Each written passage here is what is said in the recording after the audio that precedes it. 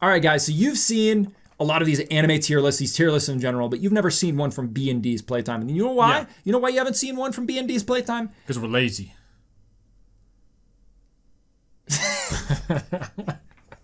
It's the truth. At least we're starting out with the truth. All right, hold up. Let's just redo it. All right, guys. So everybody's already done a lot of these tier lists. But you haven't seen a tier list like this. No, they fucking have. What are you talking about? Nope. But so you're here because you want to see something a little bit different in terms of opinions, right? You want to see something that is objectively correct, and that is why you are here. This is why you go to B&D's Playtime for all of your gaming anime tier list. views. No, so this is basically what it is I'm going to give you my opinion, and my opinion is basically fact. Yeah, and then you're gonna copy it. You're gonna copy it, and you're gonna copy my arguments, and you're gonna spread everywhere, and you're gonna pretend that you're the one that thought these things, right? Or you know what I say to those people? Fucking pieces of shit. I fucking put my thumbs in your eyes, you stupid little bitches. That's what I say to them. I say, we're here. Yeah. And we're here to stay. We're here to make sure that your opinions are right. We're here to change your mind. No, the only fucking people that matter are us in terms of the opinion. We are the ones that are in control. We are like the... Yeah. Why you keep fucking saying yeah? I'm backing you up, bro. Okay, well... Tell them. All right, well... All right, Jesus fucking Christ. This is a tier list. This is an anime tier list that we're gonna do. So here's the thing. You guys been asking? Some of you? Nobody's fucking... You? All right. Hey, people have asked. One has. All right, let's just... I think. Anyways. It was me. I asked... for a tier list. And now we're here. So we're gonna be ranking it from S+ all the way down to unwatchable, gang. All right, but we're just gonna jump right into it. Should we say like, hey, we'll go for what you're here. We're about to jump into it, B&Ders. You know what I'm saying? Because we got a follow and we're like, hey, B&Ders, coming at you. So we chose from a bunch of different anime that we've watched. A couple of them we've only watched, a little bit, but we'll get into that. Each anime will specify when we've watched it, all that stuff. This isn't all of the anime. There's a fuck ton but we're of trying anime. to cover the most popular animes that we know of and that we have the most knowledge of. So if you know of better animes which aren't in the list, add them in the comments, and we'll watch the ones that are top recommended if this video is popular. Yeah, no hentai. And we want to preface that with no hentai. No adult, super adult. We'll save that for a different video. Me and D aren't going to sit together to review, to do another video of this. Dude, I will. If let me just preface that. Okay, well, I will do that. If we reach 1 million views or something, what? No, because now I don't want it to reach 1 million views. It has to be something specific. Okay, if it reaches 1 million views, we'll do some of the adult anime too. No, I don't. We'll throw that in the list. I take it back. Let's just we can't take it back. If it's 1 million videos, if it's 1 million views, that's when I'll break it too. But unless it gets 1 million views, we're not gonna break that. All right? It's the top comment. No adult. Unless you can get this somehow 1 million views, that's fine. I'll do it. I'll watch whatever you want. Yeah. Okay. If this gets 1 million views and it's a top comment and it's it's a hentai, then I'll watch it with B. I'll watch fucking paint dry for 1 million views. I'll watch fucking. What would you watch? I watched like 10 hours of nukes going off. So add your top comment on what anime you want us to watch that we haven't included. Yeah, we'll put it on the tier list. Yeah, we'll put it on the next tier list we do. Right now, this is the most popular anime that we know of. But if there's popular anime, I mean, some of this is pretty old. Basically, we have a lot of genres. We're trying to cover a majority of the genres, a majority of the popular anime within those genres, even if they cover what was popular in the 90s, what was popular in the earlier 2000s, etc. Or even I think the 80s as well. It's the most popular anime that we've watched that we know of.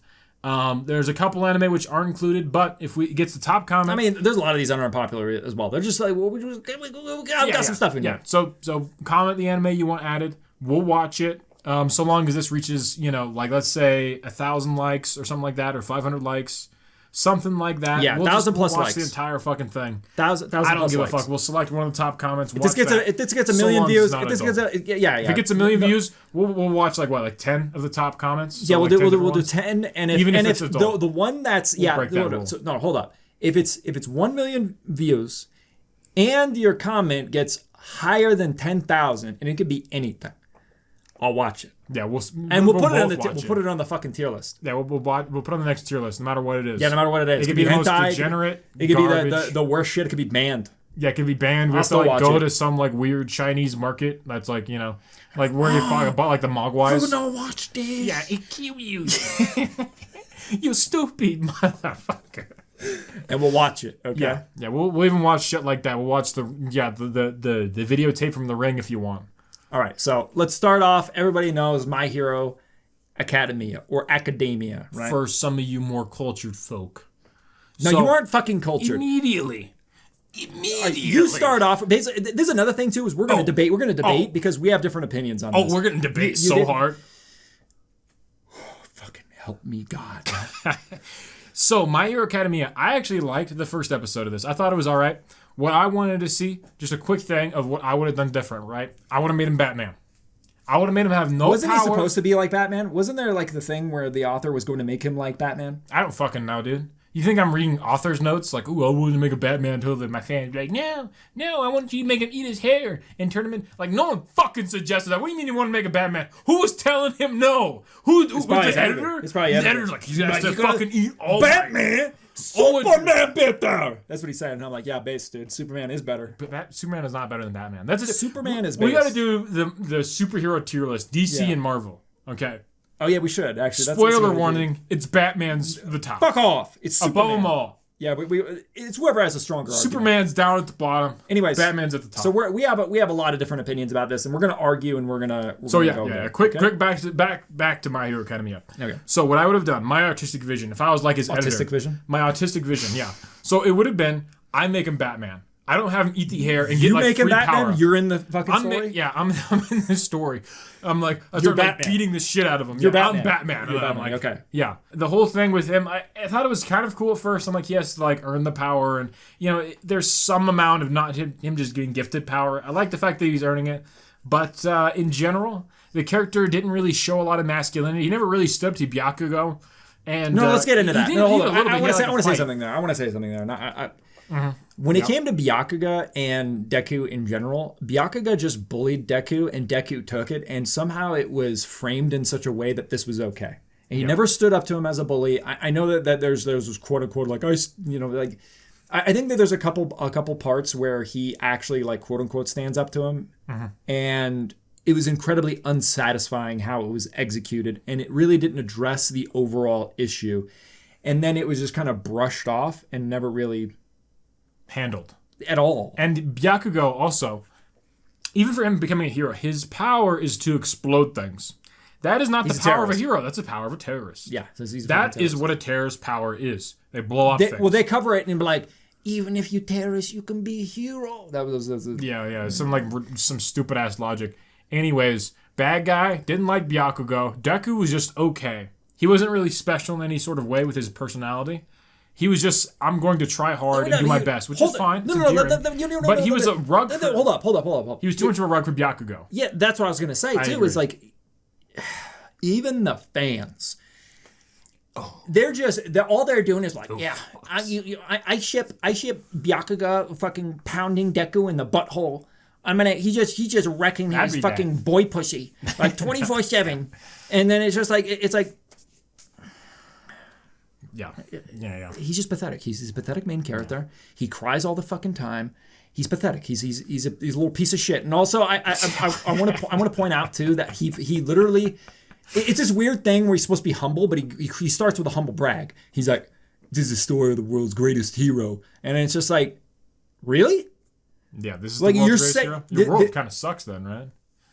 Well, it's not even true because All Might is presented, and I find All Might to be a much more inspirational hero. Yeah. And he's not inspirational at all. I just want to point out, too, if anybody doesn't know, he becomes a fucking Burger King employee. Is it? He loses all of his. Well, I mean, like a fast food restaurant. I mean, he becomes a fucking teacher. Okay, but he loses his powers. That would have been fucking. And then he gets like literally cucked by Byakugo. It's just, it never ends. I feel like it's just weird fetish shit with the author where he just has to humiliate the main character over and over again. There's nothing in there that I personally liked outside of All Might. Yeah, I liked All Might too. He was okay. Like even that, he was okay. He was a Superman knockoff, and I like Superman. I will say that I liked All Might. I would put it in trash tier. There's a lot of things I don't like about it. I think that it focused way too much. There was a point in which you brought up that everybody in the class was trying like their absolute best. And let me tell you something.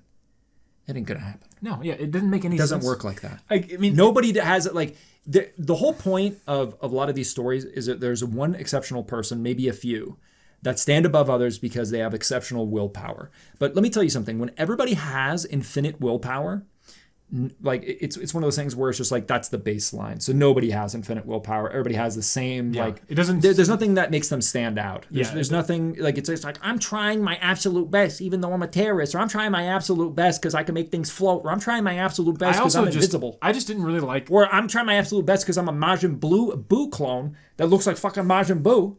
Yeah, I actually just didn't like also as well just the general world and environment. Like I think just like having people who have superpowers like. I think some of the designs for characters were cool, like the fire guy, like his father, who's supposed to be like a bastard. He's always on fire. I thought like him, like when he ran and him like leaving flames behind was kind of cool. Yeah, I liked him running up like he ran up a building and he melted like part of the building while he's running up. Yeah, like there are certain shots like that were pretty cool, but and then like they find like that's what's crazy too. It's like they breed someone with ice and fire, and the guy gets both, and he has like fire and ice. And I'm like, well, wouldn't all the heroes have like powers then that are like different powers because they live in 95% people have powers. So if those heroes consistently had babies with each other, wouldn't they have consistently split? Yeah. Why is he the only one? Maybe there's a lore reason that I'm not seeing, but I think that they may have covered this. But anyways, like it's still stupid. But basically, this is X-Men, but anime. That's what this reminds me of. It's like he took the concept of X-Men. And he turned it into an anime. Like even when he saves him at the beginning, Byaku's such a little bastard because he tries to save him, even though he has no powers. He's like, "Why the fuck did you try to save me, you fucking piece of shit?" And he's like bullying him still. Like he helps him out a bunch, and he's just like ungrateful, but he also wants to be a hero for some reason. He's also inspired by All Might, even though he doesn't do anything that All Might would do. Like typically when you have a hero and you idolize him and you want to be just like him, it could have explained it right, but it was just fucking unwatchable. Like, it was like, after a while, like, I couldn't stand the main character not sticking up for himself. I couldn't stand Byakugo. So, as this continued as well, so we watched, it's important to understand that we watched, like, up to season 4. No. I watched, like, season 4. No, I continued watching after you. Oh, really? Yeah. I watched until he had the masturbating arm, and then he was punching One for All. Oh, right. Yeah, that was I stopped after All Might left the show. But there's quite a few things that I know about the show. One of the things is One for All evolves, and then he gets more quirks. Right. And then I do believe in one of the movies, I don't know if it's in the show, but he shares One for All too. Overall, this is trash. It's fucking dog shit. Like everything about it, like pretty much everything that I can think about it, it's not good. Yeah. I mean, it's trash. People out there, you disagree, and I have to say, no, that's what I say to you. Yeah. Someone who disagrees, no, Hey, you can write it. You can write in the comment. You can write in the comments. I'll close my eyes. Once I read it's disagreeing with me, I'll start closing my eyes. This is absolutely awful, though. I really don't. So like this. let's go talk about Inuyasha now. Okay. So first of all, Iron Reaver Soul Stealer. Yeah. Overall, I like Inuyasha. It's a classic anime. I think like it as well. Yeah. I think it deserves respect on just like it being. I mean, for the most part, it's kind of like feudal Japan and the lore and the supernatural elements of feudal Japan. So it's not super original, but it does have a lot of time travel elements too. Yeah, it's a fun adventure. There are issues though I have, and it's obviously with the character, but it's just like how he treats Kagome. It does legitimately bother me because she like saves him, and then he's not super grateful or anything. I get it, he's kind of supposed to be teetered between being like a good guy who's misunderstood, but also a bad guy who, And he also, you have to understand too, from his perspective, that he was locked to the tree for quite a while too. Yeah, by her arrow. Yeah, because she thought he betrayed him, and he thought she betrayed her, or she betrayed him. Yeah, they each thought they betrayed each other. Yeah, but it was a demon that fucked him over from. Yeah, that could shapeshift. Yeah. Spoilers for anyone who didn't watch Inuyasha. Sorry about that. Overall, it's a solid anime. I could see myself enjoying it. I get what you mean though about I want to comment on that real quick. I get what you mean about Inuyasha with Kagome, because I remember the episode where it's the image. It's not even, I forgot her name, but she's basically the reincarnation of her. It's the woman. She looks a lot like Kagome. Looks a lot like his love interest that he thought betrayed him. Yeah. And he later... It's what it is. It's a soulless husk that is an imitation of her. It's literally a soulless husk, which is an imitation of her to like fool him. That's what it is, yeah. And then, but he's still like in love with her and stuff. And it's like, man, it's like disrespectful to her memory. Yeah, it's literally like a doll, pretty much. Yeah, it's disrespectful to his love interest's memory. And it's disrespectful to Kagome because that's like she obviously likes him. And it's just like he was kind of being a cunt to her and everything. Yeah. I don't know. I don't like it. I would say overall, it's still overall pretty good. I'd put it in like C or B tier. Yeah. I think C tier is kind of fair. I think B tier is fine too. I feel like B might be a little too generous. I feel like B is way too generous because, and I would put it in B if this didn't have severe pacing issues. It did. It was slow. Yeah. Not only is it slow, but there's just a shit ton of filler. There's a metric fuck ton of filler. Yeah. But it's still something I would say is somewhere between C and B tier. Like it's solid. Like if you like this anime, or if it's your favorite, I get it. You can just love this anime if it's nostalgic for you, and I don't blame you at all. Like this is your favorite anime ever. That's cool. I mean, I could see that if I just watched this anime, I'd be like, oh yeah. Yeah, it's solid. It's straight up solid. Has a lot of issues, but it's still good. What did you think about him getting the sword of his father over Shishomaru? I thought that was pretty cool. It was kind of shown in elements. I thought that was pretty neat when it goes back into his lore and he's sort of like has more interactions with his brother. I don't really remember much about his brother. It's kind of been a minute since he cut off his fucking arm. He cut off Shishomaru's arm because he was transformed into the Giga Wolf. I think. Oh, that's right. Yeah. Yeah, and he like chopped off his arm. Yeah. Inuyasha does. And then Shishomaru is supposed to show that he's like he can be a good person later because he saves a little girl and then she travels with him and then he's got that little imp thing, I think it was. Yeah, he gets like his own party. Yeah, he gets his own party and then I think he ends up softening up. Overall, though, solid. It's solid, yeah. Solid. It's not bad. It's not bad. Yeah, I'd watch it. It's not amazing, but it's good. Yeah, it's fun. It's solid. It's a fun adventure story. Yeah. I think I would give it more points if it was just a bit more original with like her instead of going to like modern Japan. It should be like like the world should be unique. Like there could be more creativity in that regard.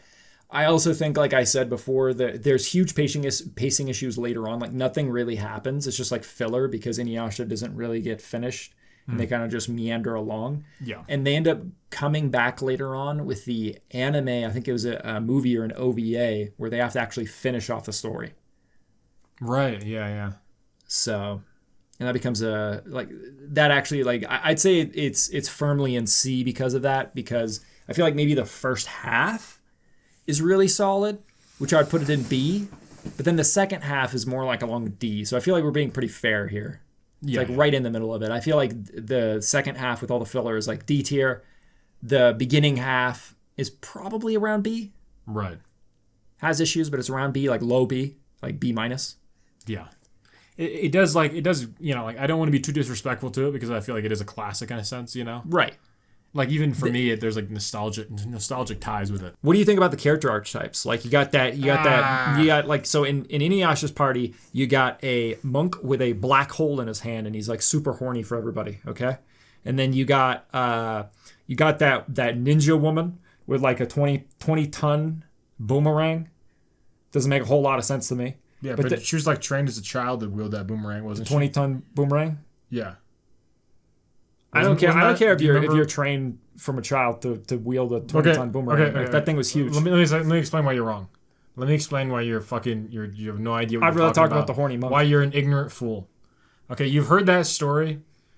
Ancient Greece. We're going back to ancient Greece to explain her wielding a 20-ton boomerang and slinging it around. I already don't like where this is going. This direction is already bad. It's nothing, right? Like it's a frisbee. Yeah. Okay? Like it's super light. Like it's nothing to her. Get to the fucking point. Get to the fucking point. Shows like absolute might. But so ancient Greece, we're going back to ancient Greece. Yeah, I'm there already. I'm waiting. We're here. Yeah. I'm fucking waiting for you to explain yourself. A man, he buys a cow, but it's a calf, right? He carries it on his back every day.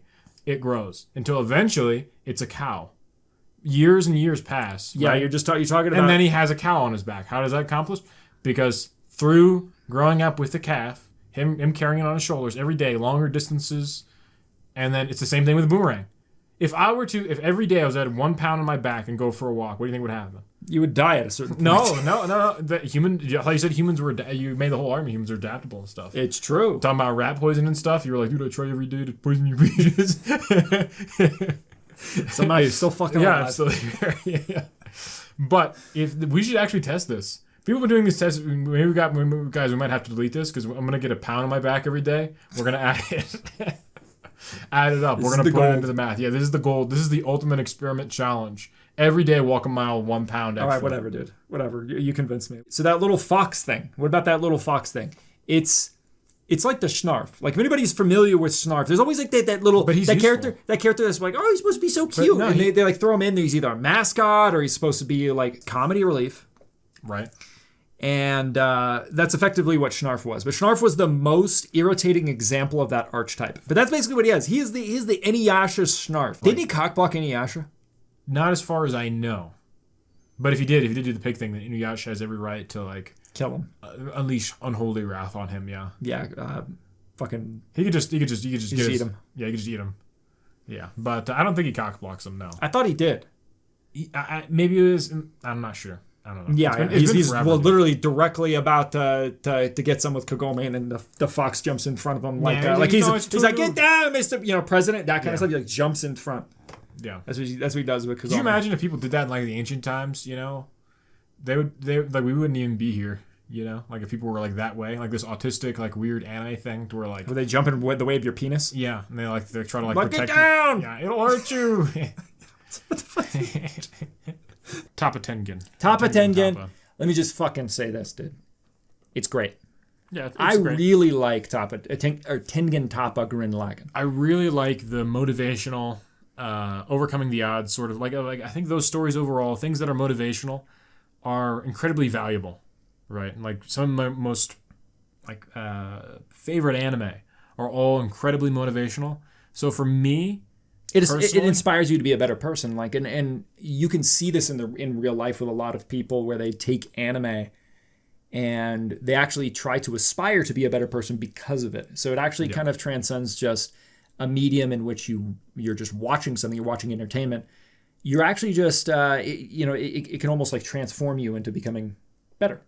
Yeah. To kind of embody more virtue. Yeah, for sure. And something like my like Tengen Toppa, it definitely like gave me a little bit more fire and stuff like that. I feel like it was pretty good. Overall, I'd probably put it. I would say. No, hold on. Before we get into rating it, let's cover it a little bit more. Okay. We'll cover the pros and the cons. So one of the biggest pros is the relationship between Simon and Kamina. The more or less like brotherly relationship where they're really, really close. I thought that was done very, very well. And I thought that was just like generally really sweet, where it shows that they're really close, and like Simon is sleeping with Kamina and he's like kind of hugging him. Yeah. And it's just like basically it's his only family. And so the only thing that they have really is each other. And that becomes like a huge driving point later on, and it causes like character growth later on. Yeah, and I think that was something that was really motivating for me, was the hopefulness of Kamina, the older brother, and him just kind of like saying to he's not actually related to him, just like to say that he's effectively his older brother, but he's not actually like blood related, but he is basically his older brother. Yeah, it doesn't matter. But the like tossing aside common sense in order to achieve the impossible, I feel like just like that sort of mindset is something that is not really prominent in most cultures, but it should be. Like a lot of the things that this anime shows motivation-wise, and a lot of the virtues it presents, is something that should be prevalent in, like pretty much all cultures. And something parents teach their kids. I feel like this is valuable in a lot of different senses like that. And just for those values that it does a good job of portraying, like Kamina just saying like these things will work, but then Simon being the driving force, the engine behind that, and then making it work. And so they end up like, it shows like the power of like that unity of someone who dreams big, but then that person who believes them and backs them. Yeah. So yeah. Like I 100% agree. So yeah, you're talking about the fact that Simon is the one with all the power. He is basically like, as it's presented, he has almost like unlimited spiral power. because like when compared to everybody else, he's kind of the unstoppable force if he has enough motivation. Whereas Kamina is more of the motivational force. Yeah. And because of the things that Simon had to go through, he's more, at least the story starts off, he's just incredibly depressed. He's more of a darker person. He doesn't believe in himself. And Kamina is the one that has to keep driving him forward. And it really shows like the power of one person to be able to motivate others. Like the fact that Kamina is the way he is, that he speaks the way he is so freely, so openly, and just about like moving forward no matter what, forgetting common sense and continuously looking upwards. It allowed everyone else to unlock their potential. And Simon is one of the people who it really touches. And it shows both the power of the person who touches people's lives and the person who is touched by that person and what they can accomplish. And he eventually takes his place. He becomes so inspired and becomes spoilers. Just like him. Yeah. Spoilers, but Kamina dies. And that again, like it was all of that was done incredibly well. Like the execution of it is the most important thing. You can have all these ideas, but again, execution is the most important. The only part where it loses points is at the end. It felt sort of hollow without Kamina, and that's sort of like an emotional thing. But this is all opinion based. But for me personally, the reason why is I felt like even though he's dead, seeing him reunite, but like seeing humanity go forward without their heroes, I don't know. So you're not phrasing that really well. I get what you're saying, but there's multiple points to talk about here. First off, with Kamina not there, he is there in spirit. That's the whole point. He comes back and he actually saves everybody, and he also reignites the fire in Simon yet again. So they end up getting stuck in almost this loop. It's almost like a false reality, and Simon gets approached by Kamina again, almost like in a spiritual manner. And he talks to him. And he once again ignites the fire within him. And he basically says goodbye to him because he doesn't need him anymore. And that he'll almost be like waiting for him once he dies.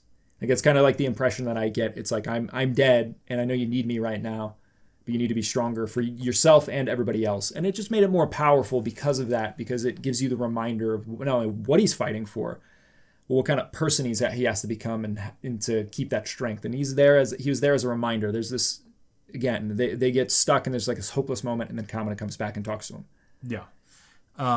And I think that's something that is really great about this anime. It's one of the other virtues that it really like touches upon, which is the battle against entropy. And it shows that through the final battle where he ends up fighting basically what's oppressing humanity and all that. It's part of the main story, not to spoil too much, but he fights the big bad, which is something that is not just a threat to humans, but multiple planets. And it's pretty awesome. But again, for me, what takes away from that is it just, like I said, it felt kind of hollow at the end. Even though everything was fine, he beat the big bad guy. There wasn't really a happy ending for him, which I guess for Simon, you're talking about Simon, the main character. Yeah. Simon doesn't get like Simon doesn't get like this happily ever after. His wife or his fiance dies. So personally, I just put it in A tier. So I think that it's S tier, but I'm willing to accept that only because to get the real experience for the final fight, to make the final fight, and I think it's just done better in general compared to the anime series. You have to watch the movie, the second movie you have to watch, and it is much better than the original anime. Right. It's quite a bit better, and I would pretty much recommend anybody who's going to watch this series, if you watch the original anime, like watch it, but then watch the second movie. Yeah. It's way better. There's something else I didn't like about it. I didn't like the someone who takes over, because the main character ends up becoming in charge of his own city. The guy who takes over tries to betray the main character, and for the aliens because they're attacking and shit. It's a whole plot thing. But him being forgiven in that part of the show, completely hated that. I absolutely hated that. I think in general, when it comes to stuff like that, I agree with, we watched The Avengers recently. I agree with what Captain America said. Division. And he said, one life shouldn't stand in the way of millions. No, but it should. Like, that one life should matter. You shouldn't sacrifice for the greater good. Like, there shouldn't be... You have to find a way that's better. The actual moral thing to do isn't like, all right, let's just throw this person into the fire because we need to feel warmer. So what you're talking about is the fact that when the aliens, like, attack, everything seems hopeless. They can't really do anything against it outside of like Simon, who does. I don't think he even fights them until later. I'm trying to remember. He might fight him and then drive them off temporarily. But they basically throw Simon in prison, the main character, who saved humanity already, by the way. And the only reason they have a city. It's the only reason they have anything. They throw him in prison, and then they're going to execute him. And he doesn't fight back because he doesn't want to hurt the very people that he saved. Yeah. Like, that's the entire point. And another thing, like, he even talks about this, that he was so angry for what they did because they, like, knocked down Kamina's statue because he was, like, the driving force behind him, which, you know, saved humanity, and he should have been respected. Yeah. But he talks about this, how it pisses him off to no end, but he chose not to, simply, like, not to attack them because, again, it's like, what point is it to attack the very people he tried to save? Yeah. And I agree with you. And the reason that he forgives him too is simply because it's one of those things where it's like he did that because if he didn't try to appease the aliens, it was appeasing the mob. The mob went crazy. I don't know if you remember that, but the humans, they just went insane. They demanded blood. So it was complete mob mentality. And then he buckled to the mob, and it's disgusting. You should never do that as a ruler, etc. But it's just he basically understood why he did it, and then he ended up forgiving him. Yeah, and it's retarded though. Like, I actually hate that. I would not forgive someone like that. It's the same sort of mindset which creates like censorship, because people get like angry or, you know, like whatever. Like, a vocal minority makes it. It's not like the entire city agreed with that mob. He had a mob. He had the aliens saying that. But the only reason he had the mob there is because the aliens were saying that. But imagine that. You need to, visualize this for a second. You have a leader. You have one emperor. And the aliens show up to, you know, show up to be hostile. And they say, you have to get rid of all your fucking weapons or we're going to destroy you. And especially kill the guy that's your strongest. That's not only your strongest, but it can literally achieve like impossible things. Like literally not only your greatest hero, but the greatest hero that not only saved you and allowed you to prosper, but the person that can achieve like impossible things. Yeah, it's like the only one that can actually imagine an alien like shows up and it's like, we want you to destroy your greatest hero, your savior, and we want you to do that for us. We want you to sacrifice this person for us. That would be insane. You'd be like, what the fuck? This is war. Yeah. That's what you say. Immediately, this is war. There is no talk. There is no going back and forth. You can't demand that. Imagine America or any other country goes up to you and like, you know this great hero you have? Yeah, we want you to kill him for us. Yeah.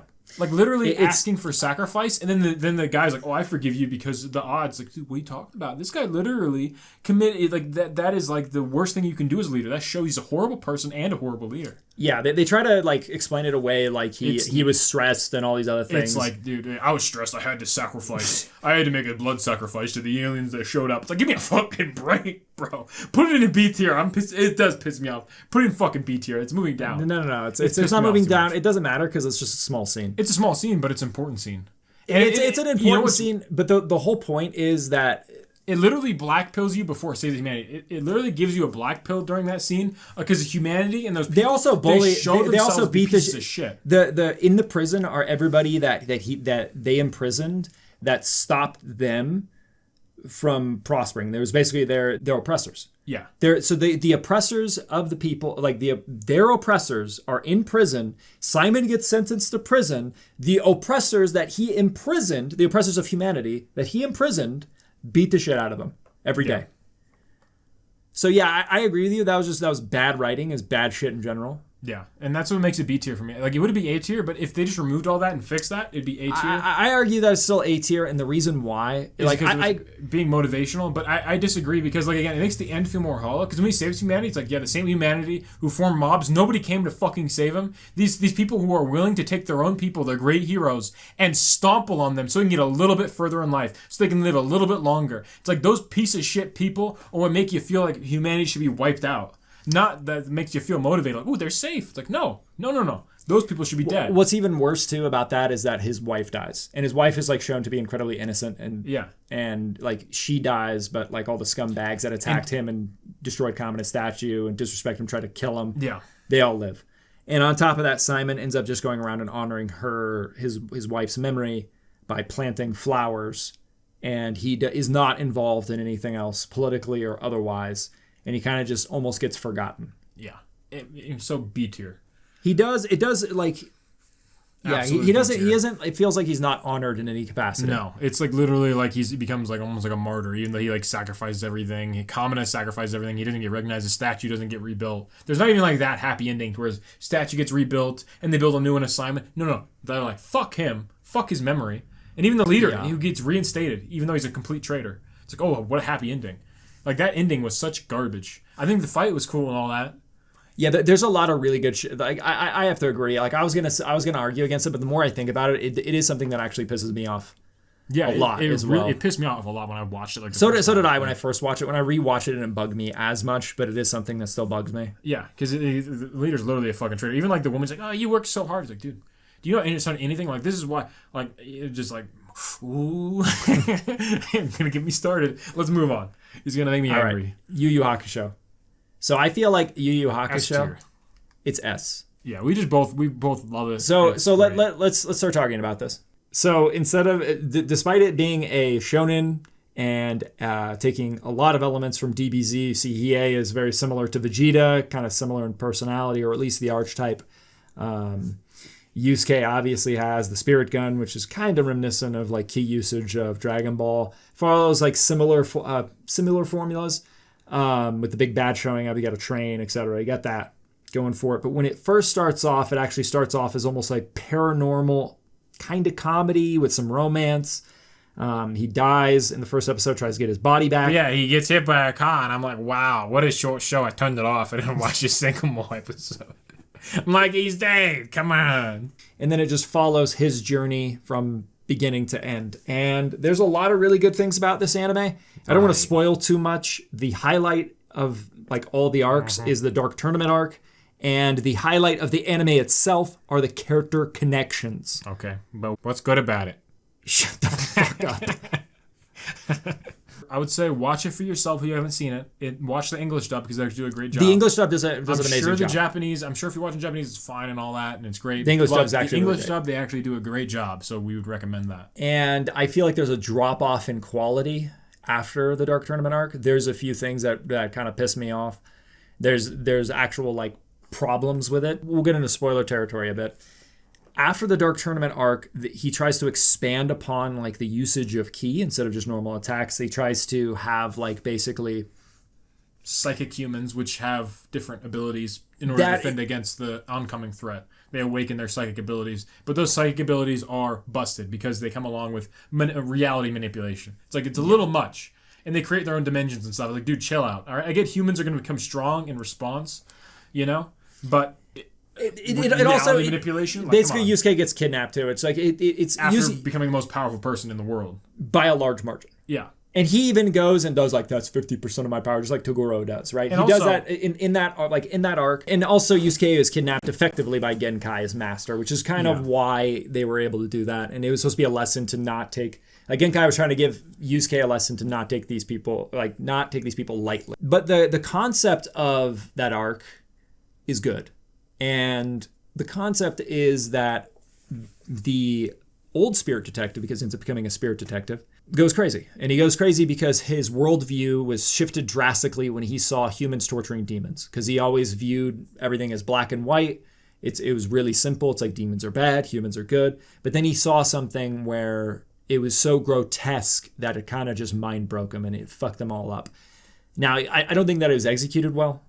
Right. I don't because he has like 20 split personalities where it was really fucking stupid, and then they have like different abilities and stuff. It's like, no, this is just cringe. Yeah, right? It's too far. Yeah, it just makes no sense. I agree with you on that. It's not written well, despite its issues. I think some of the highlights of the anime are actually those moments where it kind of just shows how much a character cares about another character. Yeah. Like those are the highlights of the show. Like when I think of the moments, I think of the moments where, like, for example, again, spoilers, what are they, the Demon Kings, when he's willing to use his life force. So he's gonna die no matter what. He uses his life force just to kill the Demon King because the Demon King is threatening his love interest. So he's willing to just die.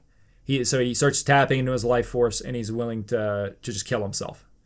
Another moment is fucking Kuwabara.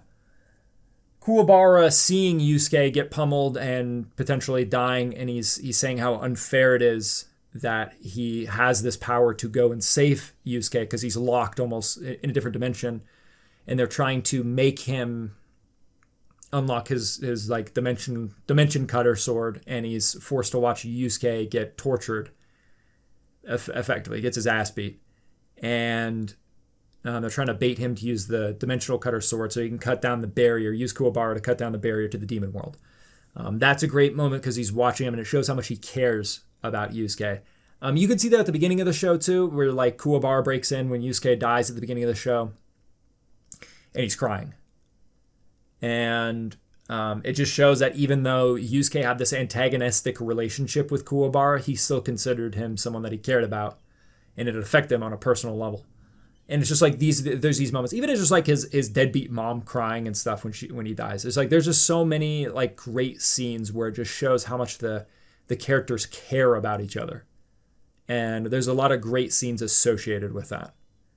And even another great scene too is when Yusuke absorbs the spirit orb into the cave, and it's basically ripping him apart from the inside. And he basically has to learn to almost not hate himself, because he reflects upon himself almost being a failure all the time and almost always giving up, and it goes through his teachings in regards to that. And that's because he's like more or less like an abuse victim, and he had like a really tough childhood, and he always kind of either lashed out or was aloof. He never really took any of that seriously, so he almost has to come in terms with himself in that scene. And then he ends up, and it's really like you can really see that this is the thematic element present there as well, because it shows his inner soul's true form, which is a little baby phoenix, and the baby phoenix is about to get crushed because it's with him there in the cave. And then he gets up, and then there's like blood coming out. His veins are bursting, and he's in extreme pain, but he pushes through that to save himself. And it's all about coming to terms with himself. I think it's very good writing. I think it's done very well. I think it's done in a natural enough way as well.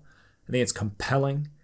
It's when I think of Yu Hakusho, I think that it is like it's flawed, but it has so many great moments. So many great moments. Overall, very positive messaging, motivational messaging.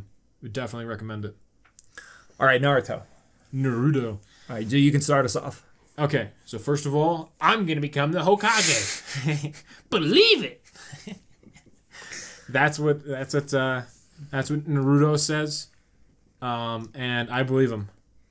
I will vote for Naruto for the Hokage. If you don't know what a Hokage is, let me explain it to you. It's like the president, but lamer. It's the president of ninjas. Yeah, it's the president of ninjas, but a village. It's like the mayor. It's more like the mayor. I mean, what about the Mount Rushmore, the Mount Ninja More? Mount Ninja More, yeah. So for those of you who haven't seen Naruto before, they carve your face in a mountain after you become the mayor, but it's mayor for life. It's sort of like communism, but not. So if that makes sense to terrible.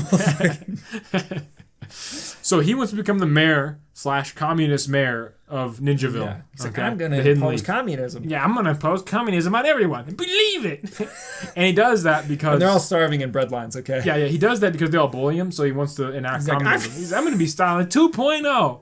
It's a pretty sweet anime overall. Yeah. He starves all of his enemies. Those enemies in the Hidden Leaf Village that bullied him as a child. Yeah, so overall, the main story, I'm sure you can look up a Everybody fucking knows Naruto. Everybody goes, goddamn Naruto. Pluses of this anime, has a lot of good, strong characters. Yeah, you like Might Guy. Who doesn't like Might Guy? Yeah. All the training in the world doesn't matter if you don't believe in yourself. Yeah. Naruto, Rock Lee, Guy, Itachi. It has Kakashi. It has Jiraiya. I still like Sasuke. Sasuke's not bad. A lot of his character arcs make sense. He's basically just like super bullied by his older brother, and his whole family's murdered and shit. Yeah, you can watch it. It's good. It's a pretty good show overall. I would say if you watch it, personal recommendation, avoid the filler. It's useless. Just like most animes, don't watch the fucking filler. You will grow old before you watch all of it if you watch it with a filler. I really don't have like a strong opinion on Naruto. I just kind of consider it a generic shonen. It has unique things in it. I liked their little fucking ninja signs. I know They kind of do away with that later on, but them like doing a million hand signs before they use their ninjutsu.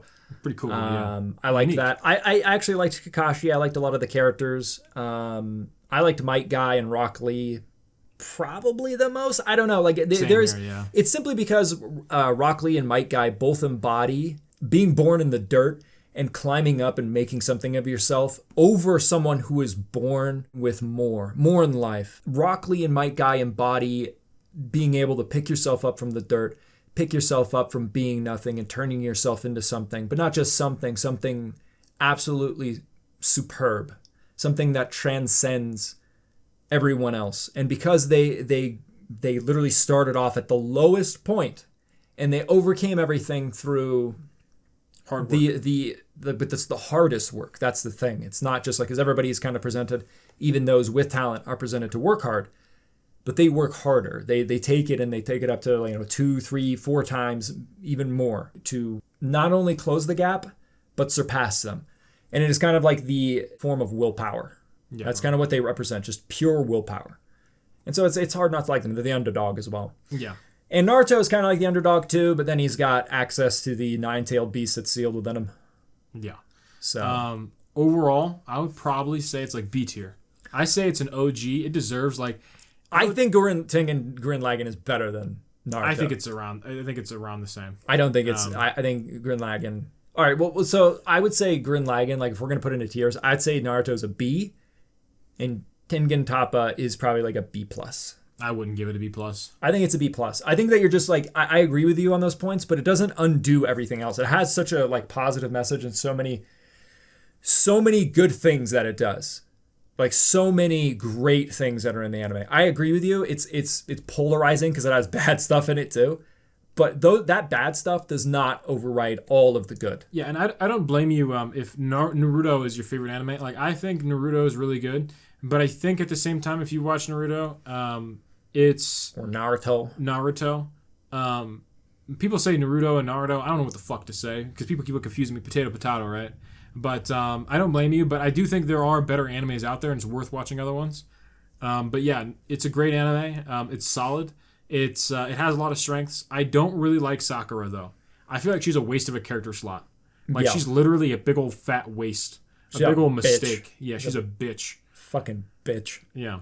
I feel like she's terrible. I feel like she's not a bitch, but she's just like a wasted character slot. She's not very likable. She doesn't really have anything about her that makes her stand out. We'll come up to like I really don't like I don't think that she's a good character. Yeah. If you want to look at like good characters that are female, I would say like KonoSuba, which we'll get to, does that really well. Yeah. I also feel like they could have had 4 people rather than 3. I feel like the Ninja Squad should be 4 people, not 3. It's just kind of weird that they chose that, I feel like it's kind of a waste. Like they could have had a 4th person. Like Yu Hakusho also has 4 main characters. I guess the 4th would be the leader. It'd be Kakashi. Yeah. So it really is like it's 3 students and the teacher. Yeah. So it does have 4. I give you a minute. All right. So Naruto Shippuden. Like there's not a whole lot to say about Naruto. It's like I really feel like it's got certain things about it that. So for are Naruto decent fans, you're not gonna like what I'm gonna say about Shippuden, but it becomes so unbearably bad. I don't know how to describe it. Yeah, that's where I'm putting it. Yeah. That's where I'm putting it. It becomes so unbearably bad. They ass pull so much of the original lore. Even later, his father's like, "Hey, son, I only put half the 9 tails in you. I put the other half," and he didn't even really like fully satisfy the curiosity of him putting the 9 tails into his son. It was just like, oh, he could handle it. It had some sort of stupid explanation, but the end fight is so disappointing. I don't even like him. Getting his like Super Saiyan transformation was all cool, right? He goes into the waterfall. He has to like face himself. He comes to terms with the 9 tails. He gains his power. Then he gives that power to everyone else. And when everyone's special, no one is, and they keep doing that shit. I've seen other fictional writers and they keep on resolving everything in Shippuden. I was just like, come on, I know you. I'm sure you've all seen that meme. The talk no jutsu. Yeah, the talk no jutsu. It's awful. It's fucking awful. But it becomes so unbearably bad during the infight arc. Where I think the best part was Obito. The best part of Shippuden is I will show you pain. Yeah, the pain arc's the best thing. Yeah. Yeah, he destroys Hidden Leaf Village. Yeah. I would put it in C tier, but I think Sakura cries out Naruto, and then he has his Goku moment where he shows up. He's fucking like he's got that entrance. Yeah. and then he learns from. If it was only that, I'd put it probably an A. Yeah. If it was like pain was like it was that level of quality, it'd be like A. I don't think it still would be a huge. Yeah, it could be better than the original Naruto. But it'd be better than the original Naruto. Yeah. But it got so bad at the end. It put like, my goodness, it was causing me like pain to watch. Ironic because we're talking about the pain arc, but it was causing me pain to try to finish it. I couldn't finish the last arc of Shippuden. The only reason that this is not in trash is because of pain. Yeah, because the pain arc was actually pretty good. Yeah. But he also solves that with a talking no jutsu. But I mean, that was fine because like it's fine doing that once, but you don't need to keep on doing it. But it was good. It was good. I was solid. The pain arc, yeah. The pain arc was the good. rest of it is trash. But the end arc and everything else and the ass pulling was shit. I thought the lore on they do like the lore on like the first Hokage ever, and he had like a super deep voice using his wood jitsu and everybody, and I was like, yeah, well, he's kind of like a beast, and there was like a lot of cool touches, but still like D tier. Sorry guys, sorry you Shippuden fans, but I fucking hated the end. I mean, they have fucking Baruto. I feel like Baruto is like in the unwatchable tier. I think Guy also like turning into it like unlocking all of the gates. Yeah, it was pretty beast. There's a lot of great stuff. Yeah, still. Yeah, and then he recognizes him as the strongest in all taijutsu. So it also recognizes that Might Guy is the fucking the goat. Yeah, the goat. The goat. Yeah, he's like one of the best characters. Trigun. All right, so Trigun, I feel like it's A. It's not like it has a lot of the themes. It has a lot of issues. It has a lot of issues and also deviates from the manga. I feel like it's B tier. You think it's B? Yeah, I remember watching it. You might be right. It's because like it's not the problem with the source material. It's that the interpretation from the manga to the anime, they kind of like add in filler, and there's a lot of slow moments. And the animation quality, I remember not being great. Yeah, it varies. Yeah. Sometimes it's good. It's something that could be S tier. I think it's better than Naruto, though. I don't know if it'd be better than Naruto. I think Trigun's better than Naruto. I think that So hear me out. I think that. And this is the reason why I would put it above Naruto. The reason that I would put Trigun above Naruto is I find it to be much more creative, much more unique than Naruto. And the reason that I say that is because Naruto follows the same shonen formula that Dragon Ball Z set before it. And it does copy a bit from Dragon Ball Z. I know Yu Yu Hakusho does as well. But I feel like Yu Yu Hakusho does such a great job with the character connections. The writing kind of transcends the actual bad problems, and it does really good character development and character connections. Naruto doesn't it has a little bit of that, but not that much. I feel like even his interactions with Sasuke later on and everything, it feels too forced. I mean, there's a lot of great moments in the original. I'm not saying that there isn't any great moments, but I'm just saying that like when I think about things like that, when I think about like the character connection, how well it's written. Those moments that are supposed to be like a payoff for all of the character development and the character connections that they're building, the relationships that they're building. I feel like, obviously Yu Yu Hakusho, that's the reason why it's up here and Naruto's down here. Like, I think that's your characters are the most important thing in a story. I feel like Trigun 2 is like a short story, so it just feels unfair to put it in front of Naruto. Like, Naruto has like such an expansive lore, and they put a lot of effort into it. Anyways, it has a lot more like good moments than Trigun has. Anyways, like when it comes to Trigun, in terms of its creativeness, when I think about it, they created their own world. They created Vash the Stampede is not human. They created like a race of beings, the plants, and there's interesting aspects where they use the plants as like a second-class citizen, in which they kind of put them in these giant light bulbs and use them as a power source, and he can speak to them. And there's a lot of really interesting aspects about these characters. It also shows like the difference between someone who is a coward and someone who is strong, like the difference between strength and cowardice. And that is shown between him and his brother Knives. Knives is a coward, and Vash is someone who is strong. And the reason that I say that is because both of them were heavily abused. They were heavily abused because they were incredibly intelligent, and one of the people working there it was basically like a spaceship.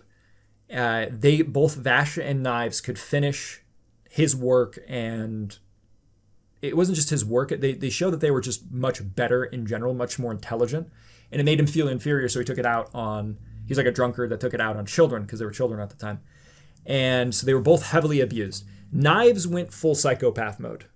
He went full psychopath mode. He wants to kill everything. He wants to make everything suffer the pain that he felt. That is a coward's way of thinking, right? He became the very thing that turned him in, like he became the very thing that abused him, right? He became the abuser. He took that abuse and then he's like, I'm going to become a monster now too, just like the monster that did this to me, right? And then he continues the cycle of abuse. So he's a coward. Vash instead, and you could argue that it's because, what's her name? It's like a love interest / mother. It's more of a motherly figure that's taking care of them. Seem to like Vash more, but it's because Vash didn't exhibit these psychopathic tendencies, so it's kind of makes sense. But he honors her memory. Like she ends up dying. I do believe Knives kills her. Knives kills her and everybody else. But Vash transcends like that abuse, everything else, and he wants to save everyone, even the people that are bad, and that includes his brother. Even though his brother killed the mother figure, the only one that ever showed love to them, and he's willing to go around and do fucking insane shit, and also almost force Vash to do it as well. Like he abuses his own brother and does terrible things to Vash, and Vash still wants to save his brother. That's the whole point where the whole point that they drive home, that he wants to save the spider and the butterfly because the butterfly is caught in the spider web, and then Knives crushes the spider to save the butterfly. And he said, didn't you want to save the butterfly? And then Vash tells him that he wanted to save the spider and the butterfly. And he says, you can't do that. So it's almost like Vash wants to achieve the impossible. He wants to transcend the idea of nature that there has to be a victim. He wants to be better. There's a lot of aspects in this that I think are written pretty well in terms of emotional impact and how Knives tortures Vash and how Vash like puts himself. That's another thing too, is it shows like his body, because he's not human, he's able to withstand a lot more physical punishment. It also shows how much he cares about everybody because he's put in this position where he's way stronger than everybody else, but he doesn't want to kill anybody. So on his body are all these scars and everything, and he's just dealt with so much physical abuse still. But despite that, he still loves life, and he still is the polar opposite of Knives. I think that overall, this story, everything that's presented, is really, really good. Now, the execution, some of the execution leaves much to be desired. The animation quality and things like that, like there's some serious issues. But I think it has a very positive and very just overall good story, and it's executed well enough. And this doesn't even get into like the other side characters. The one guy who carries the fucking cross around, that's Machine Gun. I can't remember his fucking name. The preacher. Yeah. Things like that. Like that. I thought that character was done pretty well too. He kind of challenges Vash's worldview because he's an assassin. Right. But the difference between Trigun and Naruto is Naruto has a lot more great characters. It has a lot more like world depth and everything. Like Trigun is still a short story. And I think in comparison, there's a lot more motivational stuff in Naruto as a whole. Right. But I'm just a lot more good things. I don't think it's fair to put Trigun in front of Naruto at all. I think it's fair because whether it's a short story or a long story, I think a long story has the potential to be way, way, way better than a short story. So why would I put that? But just like you said, it's a short story which isn't executed all that well. The anime isn't executed all that well. No, I think that the story is executed good. I think it could be executed way better, but I don't think it's executed poorly. I think that it has like some great elements in it and some very like touching moments. I think that it is done really well. And don't be wrong, like I said, there's some execution issues, stuff like that. But I think that overall, it's a very solid. Yeah, it's solid. It's very solid. It had solid ideas, but its execution of those ideas was okay. Like it was a good anime, but I think Naruto was better. I don't know. I even like. I'm gonna be honest, man. Like when I think of Trigun, I think that it's much more. Even though it's a shorter story, even though that it has some issues, I feel like overall the quality from beginning to end is solid. Whereas Naruto has dumb shit in it. Like the guy with the fucking swords in his mouth and shit, dude. Like, oh my god. And then there's a lot of shit in Naruto I did not like. Overall though, like even the stuff with Rock Lee, with Guy and all that, like all that stuff like super motivational. That's why it's in B. But even like him and Sasuke fighting and stuff, that was all done really well. Their fight, how it was animated.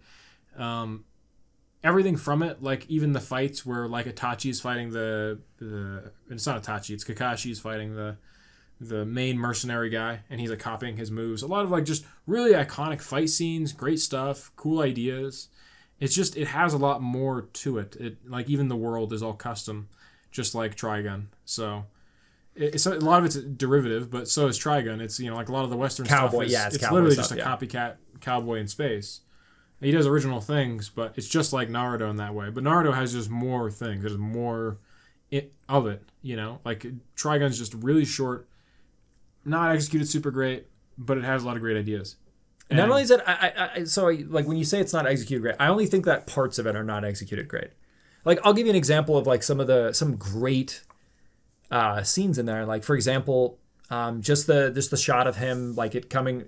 I think this is around the time that it reveals about halfway through that he's not human, where he like touches the light bulb and then it shows like the prisoner in there, which is the plants, the alien life form, and he's speaking to it. Like, just little things like that I think are done very well because it shows like some connection to some otherworldly being.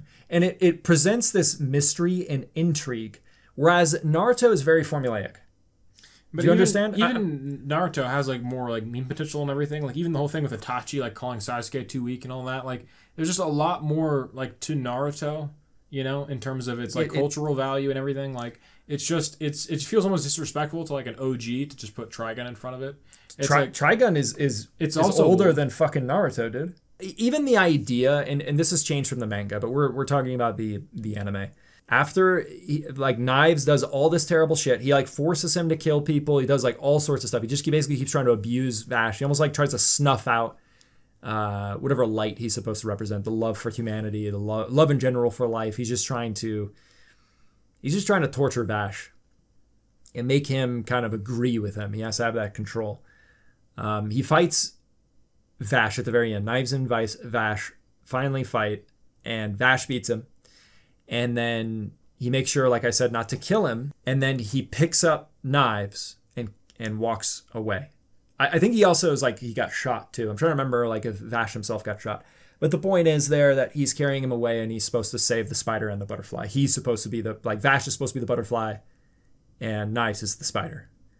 And Vash, showing that he's the stronger of the two, is trying to save both. Like, even if it's not possible, he's still going to try.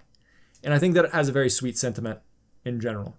And I think that it has a very good, positive sentiment in general. All right, I mean, if you really want to put that, I could put Trigun there. That's fine. I get the point. Yeah. I get the point that, it is a lot harder to maintain quality as it continues. And because of that, it's less fair to put it above Naruto because Trigun's just pretty short and simple.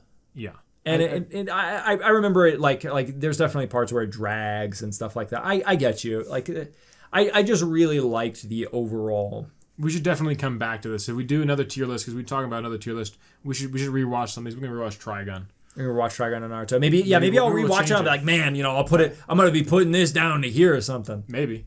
Yeah. Because it has been a bit since I've watched it. But I remember really liking it. Yeah. So next important thing on the list, Sword Art Online. It's dog shit. It's dog shit. I hate you for making me watch this dog shit. You told me this was good. You fucking told me that this was good. And then you know what, I watched it? It was just fucking dog shit. And I'm like, I'm trying to remember because it's been so long. We watched it when it first came out. Season 1 and Season 2. And I remember Kirito, he's such a fucking meme now because he's the definition of more or less a Gary Stu. So, like, he's soloing raid bosses by himself. That's not how MMOs work, by the way. Like, some overpowered builds, you can solo raid bosses by yourself. You can do these things. In very specific circumstances, very specific raid bosses, stuff like that. If your class is overpowered in an MMO, you can do these things. It's possible. But he does it with such fucking ease. And it's so cringe. Even just him like, I'm going to wield 2 swords. I'm trying to remember what was with that too. There was something. His class or something. I don't fucking remember. Like, I'm trying to remember like this. I just remember it being dog shit. Yeah, that's all I remember being angry. I was angry the entire time. I watched the first episode and you're like, don't worry, dude. It gets better. It doesn't get better. It gets worse. Yeah. It gets worse and worse and worse. I don't even want to think about this. This is shit. This is fucking dog shit. It's awful. I don't even think it needs to be on, like, it shouldn't even be on the tier list. I'm gonna be honest though, like, I feel like it's, like, because My Hero Academy is such a slap in the face, I still think My Hero Academy is better than Sword Art Online, but, man. But yeah, Sword Art Online has, like, such a bad everything It's like it's like this. It's almost like this weird wish fulfillment because like everybody loves him. He's always the strongest, and he's like basically got like harem status. Like no matter what. Yeah, pretty much because he's like. But he's like aloof. He's like, I'm too cool. He does that in the first one because he's like depressed. He gets married to her though, if I remember correctly. Yeah, but in the second one, he has like the fucking feminine model. He's like, dude, you spawned in and it's completely rare what your character, or completely random what your character looks like. Yeah, by the way, if there was shit like that in an MMO, people like there'd be, it's stupid to do that. Yeah. So it makes no sense. Because like everybody loves character customization. It's basically, why would you do that? It reminds. I'm not gonna wrap it up. Yeah, I'm not done. Okay, so he goes into season 2 and he spawns in. And then he gets like the rarest avatar. Yeah. And then like the other guy's like, dude, I'll buy your avatar. You look like a fucking sissy. Because he's a male. Like he's like, first he thought he was a woman because of how he looked. He's like, oh, that's so rare. You spawned with this and this. Because he's always going to be gifted everything. Yeah. It's also the pure definition of like not working for it. I know that they try to go with that because he's going around grinding in season 1. But I just remember like so much of it being undeserved. He keeps his old MMO stats. There's a lot of that. It's just so fucking. It's so. There was also like it was also dark because like in one of the scenes, like I remember in the second season the dude has like god powers and he's gonna like use black hole on him and then cuck him. Oh yeah, because like his wife or his love interest. And then he gets he steals admin powers from him. I'm like, dude, this whole situation is dark, but I'm gonna be real with you. He wouldn't be able to steal admin powers from him.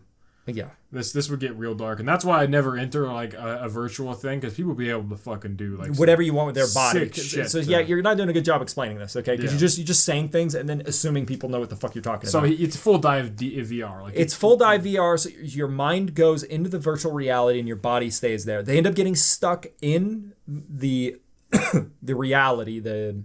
Is it just not called Sword Art Online? Yeah. They get stuck in the MMO, and he has to live in there.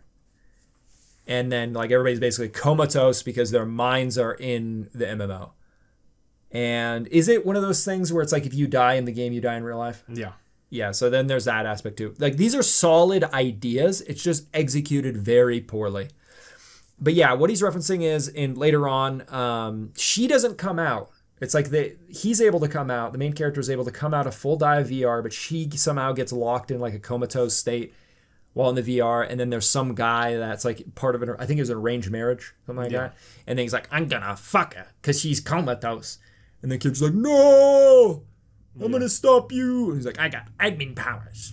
Yeah. And then he like steals it because he's Kirito, right? He can just do everything. Yeah, there's like god power. Just in general, I just feel like the writing. It's basically just a Gary Stu. It's like a power fantasy thing. It is, yeah. It's written poorly. I've seen clips and stuff later on. It's dog shit. It's bad. I don't like it. I give him the what do you think about Kirito, dude? Do you think Kirito? How would you improve him as a character? I chop off his head. It's probably the best way to do it. Yeah. So, I got a question for you, right? Please don't. Eventually, we might have some female audience, right? Imagine you're the female dating Kirito. How do you fix Kirito? What do you mean, how do I fix him? How do you fix him? You're like, I want to... well, first I get married to him to make sure that I can get half of his shit. Half of his, like, levels? You can't take that. No, that's not what the court will say, okay? What I'll say to the court. And then I'll say, this is only if there's just something about him I don't like anymore. Maybe we have too many arguments. Maybe he's infertile, whatever. Okay? I just don't like him that much anymore. So I take half his shit, and then I say he starts beating me. Okay? He was beating me. Right. But do you think the judge will believe that when they look at him? They'll be like, he hurt you? That one? God, you got a good point. Yeah. Let's say Sword Art Online exists, right? The first season, we watched it. We watched second season, I wish too. We fucking didn't. You are an artist who picks up Sword Art Online Season 1. How do you fix it into the Season 2? What do you mean? I have to direct You have to write it. You have to write everything. Yeah. I have to write it. I thought you said I was the artist. No. Yeah, you're the artist-writer. You know, the manga artist, they're both. Right. How do I fix it? I throw it in the trash, make a new story. Can't. Not allowed. What are you talking about? Can't do it. Comes out of the trash bin, goes right in your hand. When you do it. It's like that scene in The Mask when he tries to throw the mask out the window and it flies back at him. He's like, yeah. That would be me, dude. Yeah. It's destiny calling for the rewrite season. Would be destiny. So what is some fucking demonic power? Yeah. So you have to write it. The fuck you talking about? Like, well, first off, I would make Kirito a Gary Stu. I'd turn him into the Ultra Chat. So he gets his ass beat at the beginning. He's like, oh, yeah, Gary Stu. Just gets fucking like... Nah, well, I mean, like... Just gets like beat up by a gang and then fucking raped. He does it. It could be, first off, it could be a draw, okay? And secondly, maybe he wins the fight later on, which shows character progression. So he clash swords or something, or fists, and he's like, you're pretty good. And then he's like, you're pretty good too. And then you know it's already better than everything in Sword Art Online. It sounds like really retarded 90s action like shit, or 80s action, and it's still better. Right. Even like the 80s slop is still like 10 times So describe better. to me the bad guy you're gonna write in, right? Almost like AI generation. Like, I want you to write the second season for me. Who's the bad guy? Who's the bad guy? What do you look like? He's a crippled. He's a cripple in real life. But in the MMO, he's like a super Giga Chad. But he's like an AIDS survivor or something, right? His like half his skull is concave, and he's like drinking. He's all fucked up. He's drinking out of a fucking tube, all right? Yeah. And he hates everybody. And the reason that he hates everybody is because nobody loves him, dude. Okay. Yeah. Because he's like a little monster, and it's the Giga Chad's job to put him out of his misery and everybody else's misery. Okay. Right. So he's like this little. To hunt him down in the online world. Yeah. He's this weird little dysgenic freak. Okay. And then he's talking about how sad everything is. All right. Okay? He's talking about his life. What about And then he's just like, he says something along the lines of, I don't care, and he kills him anyway. What about like he's also like kind of like programmed to kill him?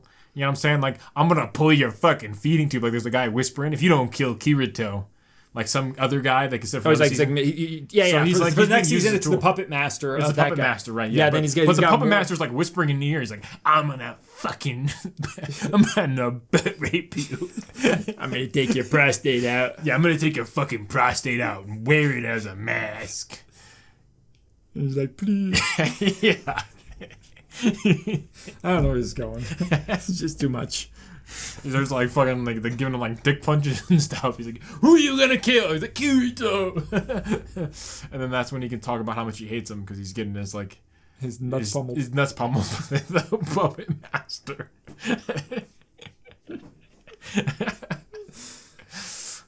And then like Kirito has to decide like where then he could be like. But then it'll just end with like, I know you, you know like the Naruto thing. You know that I'm gonna kill you. Yeah, that I'm gonna kill you. And then he fucking. I'm the Giga Chad. Yeah, I'm the Giga Chad.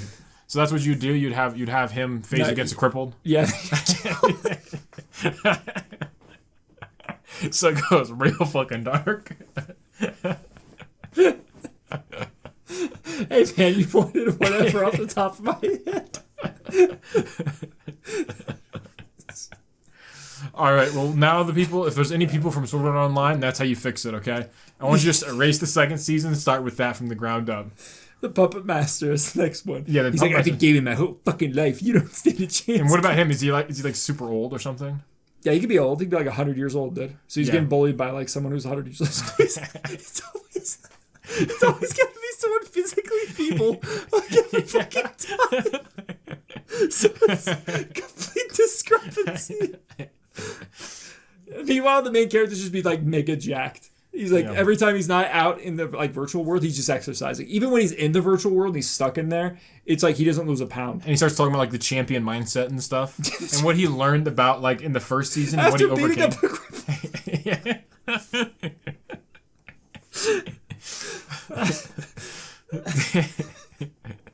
So Overlord was really good. It had great animation and all that. I enjoyed it for the first bit, but I think overall C tier. Like in the third season, there's like a twist. He ends up taking one of the side characters, and like it's not a side character that's consistent. It's a newer character, and it tortures them for like eternity.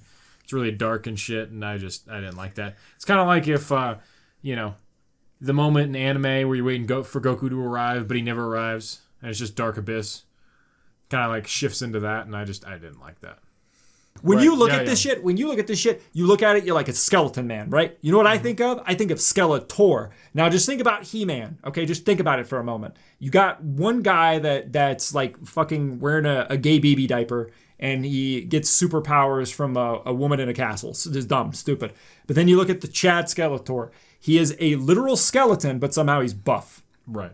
And he carries the show on his fucking back. He is the best character in that show, and he might be like one of the top 10 of all Western cartoon characters. Right, yeah, that's one of the reasons I watched this too, because he was reminiscent of Skeletor in that too. He was kind of like a lighthearted villain. Visually, at least at the very beginning. Yeah. In season 1, you have this instance in which he goes adventuring. There's something dark that happens. One of the characters kills his party that he was adventuring with, and did it in a gruesome way, tortured them, and then, that's like the big dark thing that happened in that season. And then the second season, it gets darker again. That's when it covers the woman getting like beaten, and there's like human trafficking and stuff that starts covering. I'm like, what the fuck? Like, why does this fantasy world have human trafficking? Like, this is getting dark. So yeah, you're right with that, but like, so here's the thing, and here's the bait and switch. It presents these dark things, but in the main in season 1, Angel Ghul, where the fuck his name is, Skelly Man, he kills that person that tortured his old party. He kills them. Yeah. So he's like an anti-hero. It almost presents that he's like an anti-hero. And that's the bait and switch there.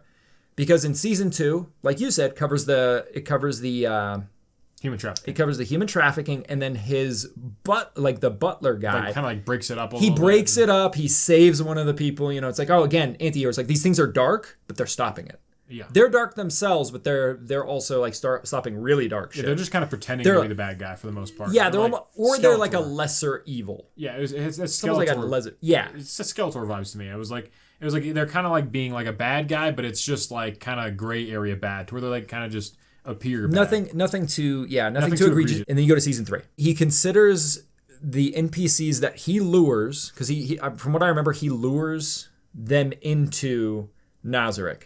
Right. With his alter ego, that's like a hero. Oh, right. Yeah. So it's insidious in the way that he already lures them in there. And then they mention potentially like the other players, and he gets his hopes up. But because they mention them, like, he goes into a fucking autistic meltdown. Yeah. And then he tortures them because they break in, even though he kind of led them to. And then secondly, he gets his hopes up, and he didn't even realize that they're just trying to save their skin. Another thing too to note is like they're almost real people. Yeah, they're real people technically, because it's like a dimension is taken on the form of like each person has sentience. And also like I think it was the second or third season, or was it? I don't even know if it was the first, where his like vampire servant starts like eating people and stuff. Yeah, there's stuff like that. I don't know if it's the second, but I guess But she was eating bandits, I thought, or something like that. People that they wouldn't care. I'm not sure. Going missing. I think it was something like that. But anyways, so it sets it up that they're kind of like they're evil, but they're not too evil. Yeah. And then in season 3, when he sets them up, he sets these NPCs up for failure that are kind of like real people. They break in, and then they try to save their own skin, and they're like, yeah, we know if I remember right, it's like, yeah, we know your friends. And then he questions them a bit, and then he realizes they're lying, and then he has an autistic meltdown, so he tortures them for all eternity. Yeah. All eternity. So, and I definitely get what you're saying, because it's not a tonal shift, because it's like you can see like that's the point. It's leading up to that point that he's losing his humanity as he's the Lich, but that was kind of the breaking point, is that he's just torturing people to infinity and beyond. I get you. So I completely agree with the C rating. I don't think it's terrible. I just think that it's like a bait and switch. I don't want to say it's like a terrible writing, because it is almost like character progression. That's what they want, the direction they wanted to go. You just didn't like the direction. Yeah. So I can't fault it too much. I'm not going to rate it like super low, because he took it in a direction, like, even if it's super evil, it's like, whatever. It's fiction. It's not real. Who cares? It's just not personally what I like. And it's not personally what you like either, like exactly. You're saying. Yeah. So that I agree with you. I don't think it's bad, though. I don't think it's bad because they made him super evil. It's just, it's not the content for me. So I 100% agree. I think it's a solid C tier. All right, dude. What about season 2, when he's going out there and there's these fucking lizard people, and then they're trying to get into their little tribe and their little tribal shit. Ains rolls up out of his castle, okay, and he fucking enslaves them. He's probably taking care of them, right? He's like they're not even like real people. They're like lizards. They're like they're probably getting healthy food. He's giving them like flies? Yeah, you can give them like magic flies though and stuff. You could like summon magic flies that they could eat. Yeah, you stupid lizards, here's some flies. Yeah, exactly. And what if they're happier? This is why we got to interview them, like they got to do like an interview of them if they're happy. Yeah. Yeah. I'm pretty sure that it'd be like one of those things where like they have a gun off camera to their head. Yeah. It's like when people were living in communism, they asked them, like, what do you think of communism? And then they're like, oh, love it. They're like starving. They weigh like 20 pounds. There's a gun right off camera. Yeah. I love my country so much. And, my kids, they go to school. They don't die. What do you think about the next anime we have listed up? Ranma 1/2. Is this Ranma half or is it 1/2? Or half. I say it's A. Now you could present your argument and I'll present my argument. Do you want to present your argument first? Do you think that it doesn't deserve A? I think it deserves A. I'm not sure. I'm not too mad about it getting A. I think Ranma's really good. A. I think it's unique. I think it's better than Tengen Toppa.